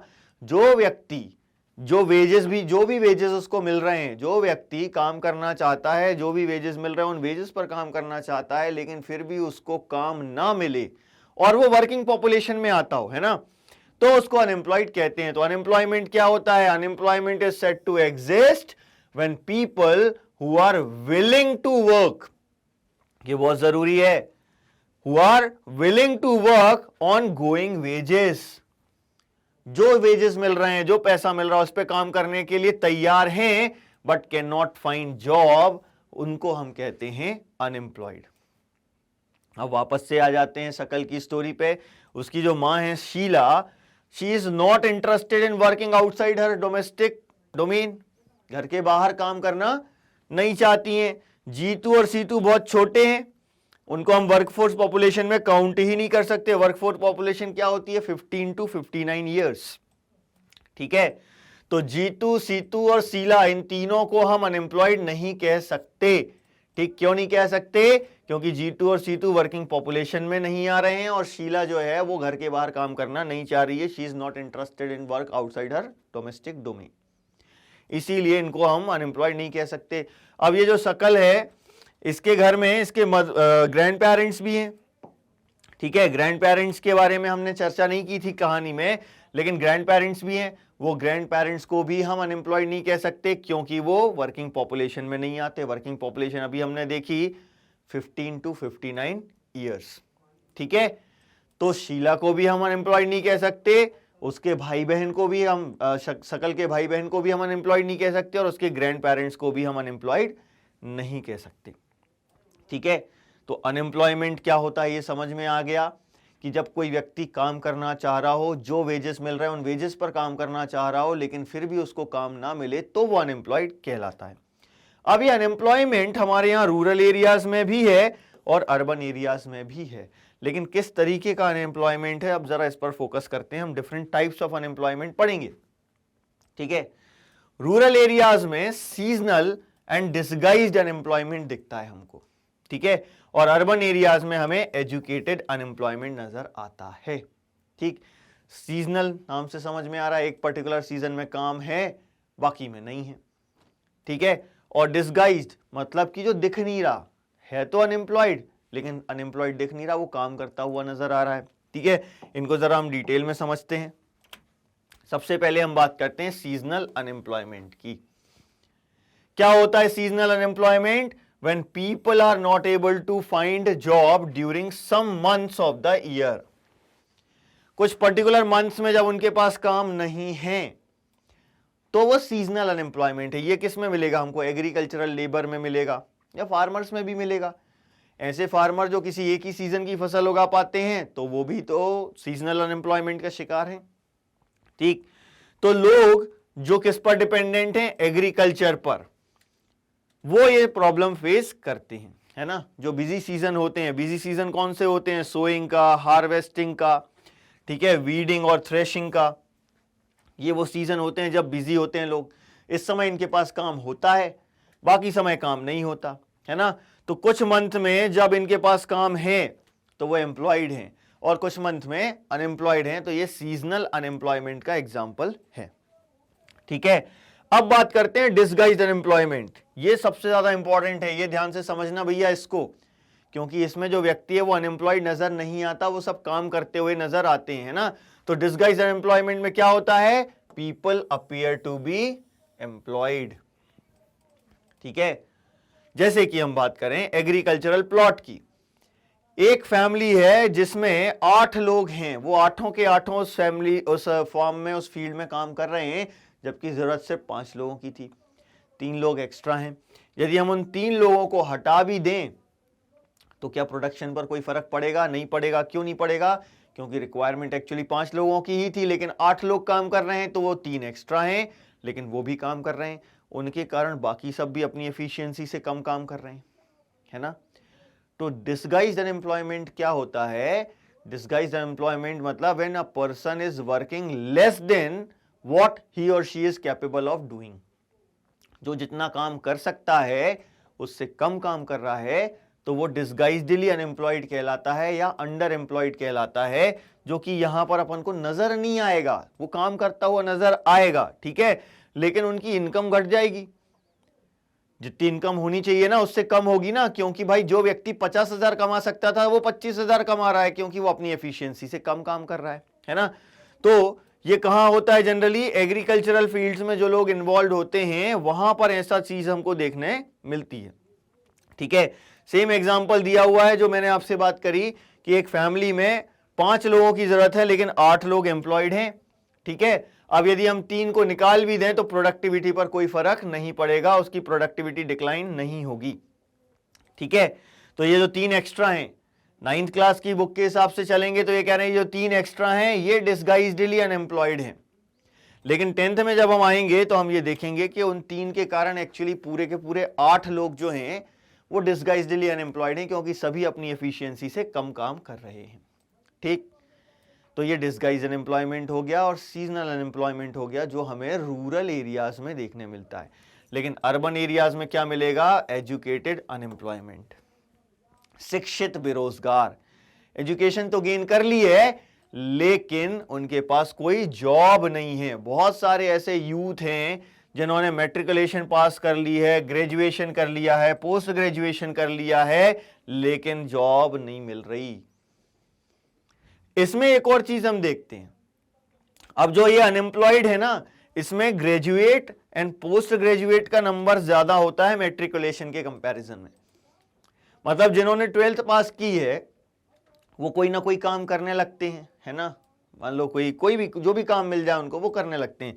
लेकिन जो ग्रेजुएट और पोस्ट ग्रेजुएट होता है, चूंकि वो ग्रेजुएट है, उसको अपने स्टेटस के हिसाब से काम चाहिए, तो छोटे मोटे काम जो मिलता है वो नहीं करता है ना। तो हम ये देखते हैं कि अनएम्प्लॉयमेंट किस में ज्यादा दिखता है, ग्रेजुएट्स और पोस्ट ग्रेजुएट्स में एज कंपेयर टू मैट्रिकुलेट्स। ठीक, लेकिन इसमें एक पैराडॉक्सिकल सिचुएशन भी देखने को मिलती है अपन को। क्या पैराडॉक्सिकल सिचुएशन देखने को मिलती है यहां पर हमको, कि कुछ कैटेगरीज में हम देख रहे हैं कि शॉर्टेज ऑफ मैन पावर है, जबकि कुछ कैटेगरीज में जरूरत से ज्यादा लोग हैं, है ना। तो हम देख रहे हैं paradoxical man power situation which witnessed as surplus of manpower in certain categories coexist with the shortage of manpower in others। Engineering का एग्जाम्पल सबसे अच्छा है।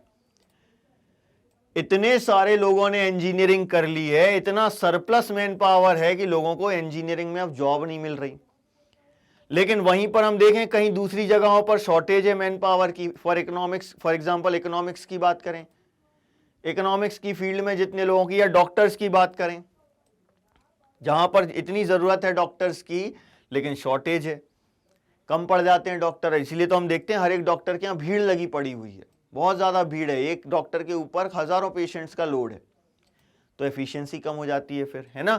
तो हम ये पैराडॉक्सिकल क्यों कह रहे हैं, अपोजिट हो गए ना। एक जगह सरप्लस ऑफ मैन पावर है, दूसरी जगह हम कह रहे हैं कि मैन पावर की शॉर्टेज है ना। वही एग्जांपल है, टेक्निकली क्वालिफाइड पर्संस जो हैं एक जगह हम देख रहे हैं बहुत ज्यादा हैं, ये अनएम्प्लॉयड घूम रहे हैं, लेकिन दूसरी तरफ हम देख रहे हैं टेक्निकली स्किल्ड जो रिक्वायर्ड है, टेक्निकल स्किल्स जो रिक्वायर्ड हैं इकोनॉमिक ग्रोथ के लिए, ऐसे लोगों की कमी है। तो ये पैराडॉक्सिकल सिचुएशन है यहां पर। ठीक, अब यहां पर ये जो हमने अनएम्प्लॉयमेंट की बात करी, इसकी दिक्कत क्या है, इससे नुकसान क्या होता है, अनएम्प्लॉयमेंट के ड्रॉबैक्स क्या हैं, अब हम वो पढ़ रहे हैं। इससे क्या हुआ, wastage of man power resources, मतलब कि जो लोग कंट्री के लिए एसेट बन सकते थे वो कंट्री के लिए क्या बन जाते हैं, लाइबिलिटी बन जाते हैं। अब लाइबिलिटी बन गए, कुछ कर नहीं पा रहे, तो फीलिंग्स कैसी होती हैं, होपलेसनेस की फीलिंग होती है, उनकी सारी होप्स खत्म हो जाती हैं, डिस्पेयर की कंडीशन आ जाती है। डिस्पेयर मतलब क्या, जब सारी होप्स खत्म हो जाती हैं वो सिचुएशन होती है डिस्पेयर। ठीक है, तो क्या मिला हमको, एक ड्रॉबैक कि जो कंट्री के लिए एसेट हो सकते थे वो लाइबिलिटी बन जाते हैं, होपलेसनेस की फीलिंग आ जाती है, और लोगों के पास पैसा नहीं होता अपनी फैमिली को सपोर्ट करने के लिए। ठीक है, तो ये जो एजुकेटेड पीपल हैं जो काम करना चाहते हैं वो अनएम्प्लॉयड रह जाते हैं, जिससे कि बहुत बड़ा एक सोशल वेस्ट होता है हमारे मैन पावर रिसोर्सेस का। एक दिक्कत ये है। ठीक है, दूसरी दिक्कत क्या, दूसरी दिक्कत ये है कि हमारा स्टैंडर्ड ऑफ लिविंग घट जाता है, क्योंकि जो अनएम्प्लॉयड हैं वो एम्प्लॉयड पॉपुलेशन पर बोझ बन जाते हैं ना। तो अनएम्प्लॉयड के क्या होता है, इकोनॉमिक ओवरलोड बढ़ता है। कैसे बढ़ता है इकोनॉमिक लोड, क्योंकि जो अनएम्प्लॉयड हैं वो वर्किंग पॉपुलेशन के ऊपर डिपेंडेंट हो जाते हैं। इससे क्वालिटी ऑफ लाइफ इफेक्ट होती है, सोसाइटी एडवर्सली इफेक्ट होती है। क्यों, क्योंकि फैमिली को अब बेयर सब्सिस्टेंस लेवल पर जिंदा रहना पड़ता है, मतलब वो सिर्फ अपनी रिक्वायरमेंट फुलफिल कर पाते हैं, शौक फुलफिल नहीं कर पाते। ठीक है, और ये जो स्टेटस होता है, हेल्थ स्टेटस, ये डिक्लाइन होता है और रिस्क बढ़ जाता है। किस चीज का रिस्क, स्कूल से बाहर निकलने का, यानी जो बच्चे पढ़ रहे हैं अब वो पढ़ भी नहीं पाएंगे, उनको जो इकोनॉमिक अपॉर्चुनिटीज मिलती हैं पढ़ाई से, वो उन इकोनॉमिक अपॉर्चुनिटीज को ना वो इकोनॉमिक अपॉर्चुनिटीज उनको मिल पाएंगी और ना ही वो उससे बेनिफिट ले पाएंगे। ठीक, तो अनएम्प्लॉयमेंट जो है एक बहुत बड़ा इंपैक्ट होता है, एक डिटर्मिनल इंपैक्ट होता है overall growth of the economy पर। ठीक, दो मेन हमने ड्रॉबैक्स देखे।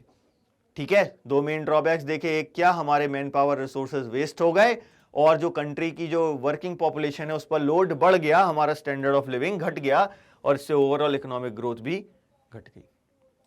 ठीक है, तो ये जो अनएम्प्लॉयमेंट है ये किस चीज का इंडिकेटर है, एक डिप्रेस्ड इकोनॉमी का इंडिकेटर है। ठीक, क्लियर है ये चीज भाई। यदि किसी को इसमें कुछ समझ में नहीं आया है तो कमेंट सेक्शन में आकर आप डाउट पूछ सकते हैं।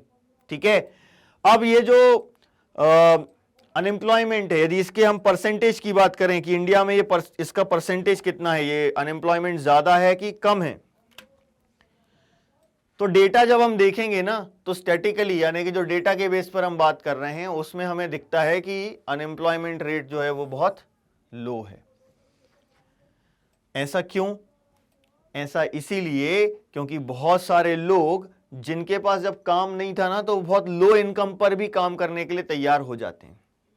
ठीक है, तो ऐसे लोग बहुत सारे लार्ज नंबर में ऐसे लोग हैं जो लो इनकम है, लो प्रोडक्टिविटी है, लेकिन फिर भी वो कंटिन्यू करते जा रहे हैं, वर्क करते जा रहे हैं और उनको एम्प्लॉयड की तरह रिप्रेजेंट किया जा रहा है। इसीलिए स्टैटिकली इंडिया में जो अनएम्प्लॉयमेंट का रेट है वो कम नजर आता है, मतलब अंडर एम्प्लॉयमेंट बहुत ज्यादा है। ये वही बात हो गई ना, large number of people represented with low income and productivity are counted as employed. मतलब क्या है इसका कि अंडर एम्प्लॉयमेंट बहुत ज्यादा है, डिसगाइज्ड अनएम्प्लॉयमेंट बहुत ज्यादा है, लोग काम करते हुए नजर आ रहे हैं जबकि उनकी एफिशिएंसी से कम काम कर रहे हैं। इसीलिए स्टैटिकली इंडिया में अनएम्प्लॉयमेंट का रेट हमको कम नजर आता है। ठीक है, जबकि उनका जो कैपेसिटी थी वो ज्यादा इनकम कर सकते थे, पोटेंशियल था इनकम करने का। ठीक है, तो ज्यादा इनकम कर सकते थे, लेकिन फिर भी नहीं कर पा रहे हैं। क्यों नहीं कर पा रहे हैं? उनके पास वो अपॉर्चुनिटीज ही अवेलेबल नहीं है, इसीलिए वो इनकम नहीं कर पा रहे। लेकिन स्टैटिकली हम देख रहे हैं कि अनएम्प्लॉयमेंट रेट जो है वो बहुत कम है। ठीक है, तो ऐसा लगने लगता है ना कि जब बहुत सारे लोग जो काम कर रहे हैं, जितना उनकी इनकम होनी चाहिए थी उससे कम हो रही है ना, तो फिर क्या लगने लगता है कि वो काम उन पर जबरदस्ती थोप दिया गया है ना। तो ऐसा लगने लगता है कि जो भी काम वो कर रहे हैं, it seems to be forced upon them. ठीक है, अब वो क्या करते हैं ऐसे में? वो सर्च करते हैं किसी नए काम की, है ना। वो क्या चाहते हैं? उनको उनके चॉइस का, उनके पसंद का कोई काम मिले, लेकिन ऐसा होता नहीं है। क्यों? खासतौर से पुअर के साथ। पुअर पीपल जो है ना, वो इंतजार नहीं कर सकते कि मन का काम मिलेगा तब करेंगे। They can not afford to sit ideal, और इसीलिए क्या करते हैं? वो कोई भी ऐसी एक्टिविटी में एंगेज हो जाते हैं जो उनको पैसा कमा कर दे, भले ही कम पैसा कमा कर दे, irrespective of the earning potential. क्यों? आइडियल नहीं बैठ सकते, भूखे मर जाएंगे, है ना। तो इसीलिए हम क्या देख रहे हैं कि जो बेयर सब्सिस्टेंस लेवल की हम बात कर रहे थे, इनकी इनकम बस वहीं पर रह जाती है जहां तक ये अपनी रिक्वायरमेंट फुलफिल कर पाए, अपने शौक फुलफिल ये नहीं कर पाते हैं। क्लियर है ये चीज? इसका सबसे अच्छा एग्जांपल हम देखते हैं, एग्रीकल्चर है। एम्प्लॉयमेंट स्ट्रक्चर जो है हमारा, उसमें प्राइमरी सेक्टर की हम बात करें, सेल्फ एम्प्लॉयमेंट होता है। पूरी की पूरी फैमिली जो है वो खेत में काम कर रही है, जबकि उसकी जरूरत नहीं है कि हर एक व्यक्ति खेत में काम करे। इसके कारण क्या हुआ? डिसगाइज्ड अनएम्प्लॉयमेंट हुआ एग्रीकल्चरल सेक्टर में। जो भी हम प्रोड्यूस कर रहे हैं वो पूरा का पूरा शेयर कर रही है एक फैमिली, लेकिन ये ज्यादा लंबे समय तक नहीं चलता। ऐसे में क्या होता है, जब एक ही फैमिली के लोग वो पूरा प्रोडक्शन शेयर कर रहे हैं, तो कुछ लोग तो वहां से निकलेंगे और सेकेंडरी और टर्शरी सेक्टर में वो एम्प्लॉयमेंट सर्च करेंगे। ठीक है, तो बहुत सारे लोग जो होते हैं ना, वो रूरल एरियाज से अर्बन एरियाज में शिफ्ट हो जाते हैं जॉब्स की तलाश में। माइग्रेशन स्टार्ट हो जाता है विलेजेस से सिटीज की तरफ। ठीक, तो अब जरा एम्प्लॉयमेंट स्ट्रक्चर की बात करें, है ना। ये हमने देखा जनरल एक माइग्रेशन का पैटर्न कि सबसे ज्यादा अंडर एम्प्लॉयमेंट कहां पर है? प्राइमरी सेक्टर में। सबसे ज्यादा लोग वहीं पर हैं, वहां से सेकेंडरी और टर्शरी में शिफ्ट हो रहे हैं। लेकिन जब वो सिटी आते हैं ना, तो उनको काम कैसे मिलते हैं? कोई रिक्शा पुलिंग कर रहा है, कोई चाट का ठेला लगा लेगा, इस तरीके का कोई काम मिल रहा है उनको, है ना। हालांकि इनकम इसमें भी कई लोगों की बहुत अच्छी होती है। हमारे इंडिया में एक समस्या ये भी है कि कई बार हम कुछ कामों को ना बहुत छोटी निगाहों से देखते हैं। हमको लगता है कि यार ये काम करते हैं, काम तो कोई छोटा बड़ा नहीं है, पैसा कमाना जानता है व्यक्ति तो चाट का ठेला लगा के लाखों करोड़ों रुपए कमा सकता है। कमाते हैं लोग, चाय से आज लोग बहुत पैसा कमा रहे हैं, है ना। तो ये कैसे होता है? ये इसलिए होता है क्योंकि प्रोडक्टिविटी पर कोई फर्क नहीं पड़ रहा है, पॉवर्टी घट नहीं रही है, पॉवर्टी वैसी की वैसी है। तो पॉवर्टी से बाहर निकलने के लिए फिर कुछ लोग जो होते हैं ना, जो सरप्लस लेबर है हर एक घर से, वो क्या करते हैं? माइग्रेट करते हैं इन सर्च ऑफ जॉब। ठीक है, और वो अपने विलेजेस को छोड़कर सिटीज में आ जाते हैं। ठीक, अब एम्प्लॉयमेंट स्ट्रक्चर के बारे में जरा डिस्कस करें तो प्राइमरी, सेकेंडरी और टर्शरी में हम तीनों में देखते हैं। प्राइमरी में सबसे ज्यादा लेबर कहां पर है? एग्रीकल्चर में। ठीक है, हालांकि अब इसमें हम देख रहे हैं कि लोग शिफ्ट हो रहे हैं। तो रीसेंट ईयर्स में हमने देखा कि जो डिपेंडेंस है पॉपुलेशन की एग्रीकल्चर पर, ये थोड़ी सी घटी है। यानी डिस्गाइज अनएम्प्लॉयमेंट थोड़ा सा घटा है, लोग प्राइमरी से सेकेंडरी और टर्शरी की तरफ शिफ्ट हो रहे हैं। ठीक, सेकेंडरी सेक्टर में सबसे ज्यादा एम्प्लॉयमेंट कहां है? स्मॉल स्केल मैन्युफैक्चरिंग इंडस्ट्रीज में, है ना। बड़ी इंडस्ट्रीज तो बहुत कम है ना, बड़ी बड़ी फैक्ट्रीज का नंबर लिमिटेड है और उसमें काम करने वाले लोगों का नंबर भी लिमिटेड है, लेकिन सबसे ज्यादा लोग सेकेंडरी सेक्टर में कहां एम्प्लॉयड हैं? स्मॉल स्केल मैन्युफैक्चरिंग में। और टर्शरी सेक्टर में तो बहुत सारी एक्टिविटीज आ रही हैं, बहुत सारी सर्विसेज डेवलप हो रही हैं, जैसे कि यदि हम नई सर्विसेज की बात करें तो biotechnology and information technology, IT में तो सबसे ज्यादा लोग एम्प्लॉयड हैं, ठीक है, और सबसे ज्यादा इनकम भी हमारी आईटी से ही हो रही है। ठीक है, तो ये हम देख रहे हैं, ये है हमारे यहाँ का एम्प्लॉयमेंट स्ट्रक्चर कि कैसे प्राइमरी से सेकेंडरी और टर्शरी में शिफ्ट हो रहे हैं, लेकिन अभी भी सबसे ज्यादा लोग प्राइमरी में ही इन्वॉल्व हैं और सेकेंडरी में सबसे ज्यादा स्मॉल स्केल इंडस्ट्रीज में और टर्शरी में biotechnology and information and communication technology में।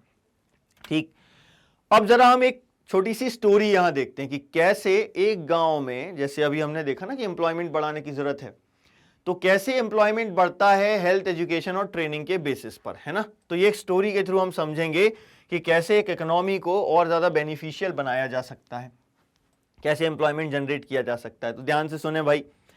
There was a village inhabited by several families. Each family produced enough to feed its members. Self sufficient हैं, गांव में वो इतना प्रोड्यूस कर ले रहे हैं कि उनको किसी से खरीदने की जरूरत नहीं है। Each family meets its needs by the members making their own clothes and teaching their own children. Self sufficient economy है, ना खाना बाहर से लाना, ना कपड़े बाहर से लाना, ना शिक्षा बाहर से लाना, खुद ही अपने बच्चों को पढ़ा रहे हैं, खुद ही अपने कपड़े बना रहे हैं, खुद खाना प्रोड्यूस कर रहे हैं। ठीक, लेकिन फिर क्या हुआ? One of the families decided to send one of its sons, बहुत सारे बेटे थे, 2-3 बेटे थे, तो उसमें से एक बेटे को इन्होंने क्या किया? एग्रीकल्चरल कॉलेज में भेजा। The boy got his admission in the near by college of agriculture. अब देखो भाई, यहां से चेंज की शुरुआत हुई एजुकेशन से। वो क्या बन गया? वो बन गया agro based engineer, agro engineer बन गया, वापस आ गया गांव में, वापस आ गया, ये अच्छी बात है, बहुत से लोग नहीं आते वापस, लेकिन ये एग्रो इंजीनियर बन के वापस गांव में आया। उसने अपनी क्रिएटिविटी का यूज किया और क्या किया? ही डिजाइंड एन इम्प्रूव्ड प्लॉय यानी वो जो हल है, और इससे क्या हुआ? Increase the yield of wheat, गेहूं का प्रोडक्शन बढ़ गया। तो गांव में एक नई जॉब क्रिएट हो गई, काहे की? एग्रो इंजीनियर की। ठीक, अब जो विलेज में फैमिली है वो क्या कर रही है? ये व्हीट का प्रोडक्शन बढ़ गया तो सरप्लस व्हीट है, सरप्लस व्हीट जो है वो नियर बाई विलेजेस में, नेबरिंग विलेजेस में वो बेच रहे हैं। अब इससे अच्छा पैसा कमा लिया उन्होंने और आपस में शेयर कर लिया। ठीक है, अब क्या चाहते हैं कि वो बच्चे की सक्सेस से इंस्पायर हो गए हैं वो फैमिली मेंबर्स, और वो क्या चाहते हैं? गांव के लोगों ने मीटिंग करी और वो चाहते हैं कि उनके बच्चों को भी वैसी ही एजुकेशन मिले, अपने बच्चों के लिए बेहतर फ्यूचर चाहते हैं वो भी। ठीक है, they wanted a they all wanted to have a better future for their children too. अब क्या होगा? स्कूल खोलो भाई। अब ये कह रहे हैं पंचायत से कि एक स्कूल खोलो। सब एग्री हो गए कि भैया हम अपने बच्चों को उसी स्कूल में भेजेंगे, पक्का रहा कि हम अपने बच्चों को उसी स्कूल में भेजेंगे जो पंचायत खोलेगी। पंचायत मान गई, उन्होंने गवर्नमेंट की हेल्प से एक स्कूल ओपन किया, उसमें एक टीचर अपॉइंट किया। देखो, एक नई पोस्ट हो गई, एक एग्रो इंजीनियर की हो गई, एक टीचर की हो गई। ठीक है, उन्होंने पास के एक टाउन से एक टीचर को बुलाया जो बच्चों को पढ़ा रहा है। ठीक, बच्चे पढ़ने लगे। ठीक है, कुछ समय बाद क्या हुआ? एक फैमिली ने अपनी बेटी को ट्रेनिंग दी, किस चीज की? स्टिचिंग क्लोथ्स, दर्जी बनाया। ठीक है, अब वो क्या कर रही है? फैमिली के लिए क्लोथ्स बना रही है। धीरे धीरे उसके स्किल्स को देखकर सब लोग चाहते हैं कि वो भी वेल स्टिच्ड क्लोथ्स या वेल टेलर्ड क्लोथ्स पहने। एक और नई जॉब क्रिएट हो गई, टेलर की। ठीक है, अब इसका ये पॉजिटिव इंपैक्ट दिख रहा है। एक टीचर, एक टेलर, एक एग्रो इंजीनियर, ये पोस्ट क्रिएट हुई हैं। ठीक, अब क्या? The time of the farmers is going far for buying clothes was saved as the farmer spend more time in the field, the yield of the farms went up. देखो production और बढ़ गया, this was the beginning of prosperity, पैसा कमाने लगे, है ना। The farmers had more than what they could consume, now they could sell what they produce to others who came to their village markets. Over time this village which formerly had no job opportunities in the beginning, had many like teachers, tailors, agro-engineer and many more. This was the story of a village where the rising level of human capital enabled it to evolve into a place rich with complex and modern economic activities. Complex हैं, modern है, लेकिन rich तो हो गया ना, prosperity आ गई ना। इस तरीके से एजुकेशन, ट्रेनिंग, इन दोनों का यूज करके, लेकिन साथ में हेल्थ चाहिए। एजुकेशन मिल रही है, ट्रेनिंग मिल रही है, लेकिन लोग हेल्दी नहीं है, तो ये सब कुछ भी नहीं हो पाएगा। ठीक है, तो यहां पर हमने देखा ना कैसे, किस में इन्वेस्ट किया, ह्यूमन कैपिटल में, जिससे वहां नए जॉब्स क्रिएट हो रहे हैं और प्रॉस्पेरिटी आ रही है। ठीक है, तो यहां पर हमारा चैप्टर कंप्लीट होता है। हमारा ये वीडियो आपको कैसा लगा हमें हमारे कमेंट सेक्शन में ज़रूर बताएं। डाउट्स के लिए भी आप कमेंट सेक्शन में ज़रूर आएं और इन सारे कोर्सेज के डिटेल्ड वीडियोस के लिए हमारे साथ बने रहें। Thank you very much.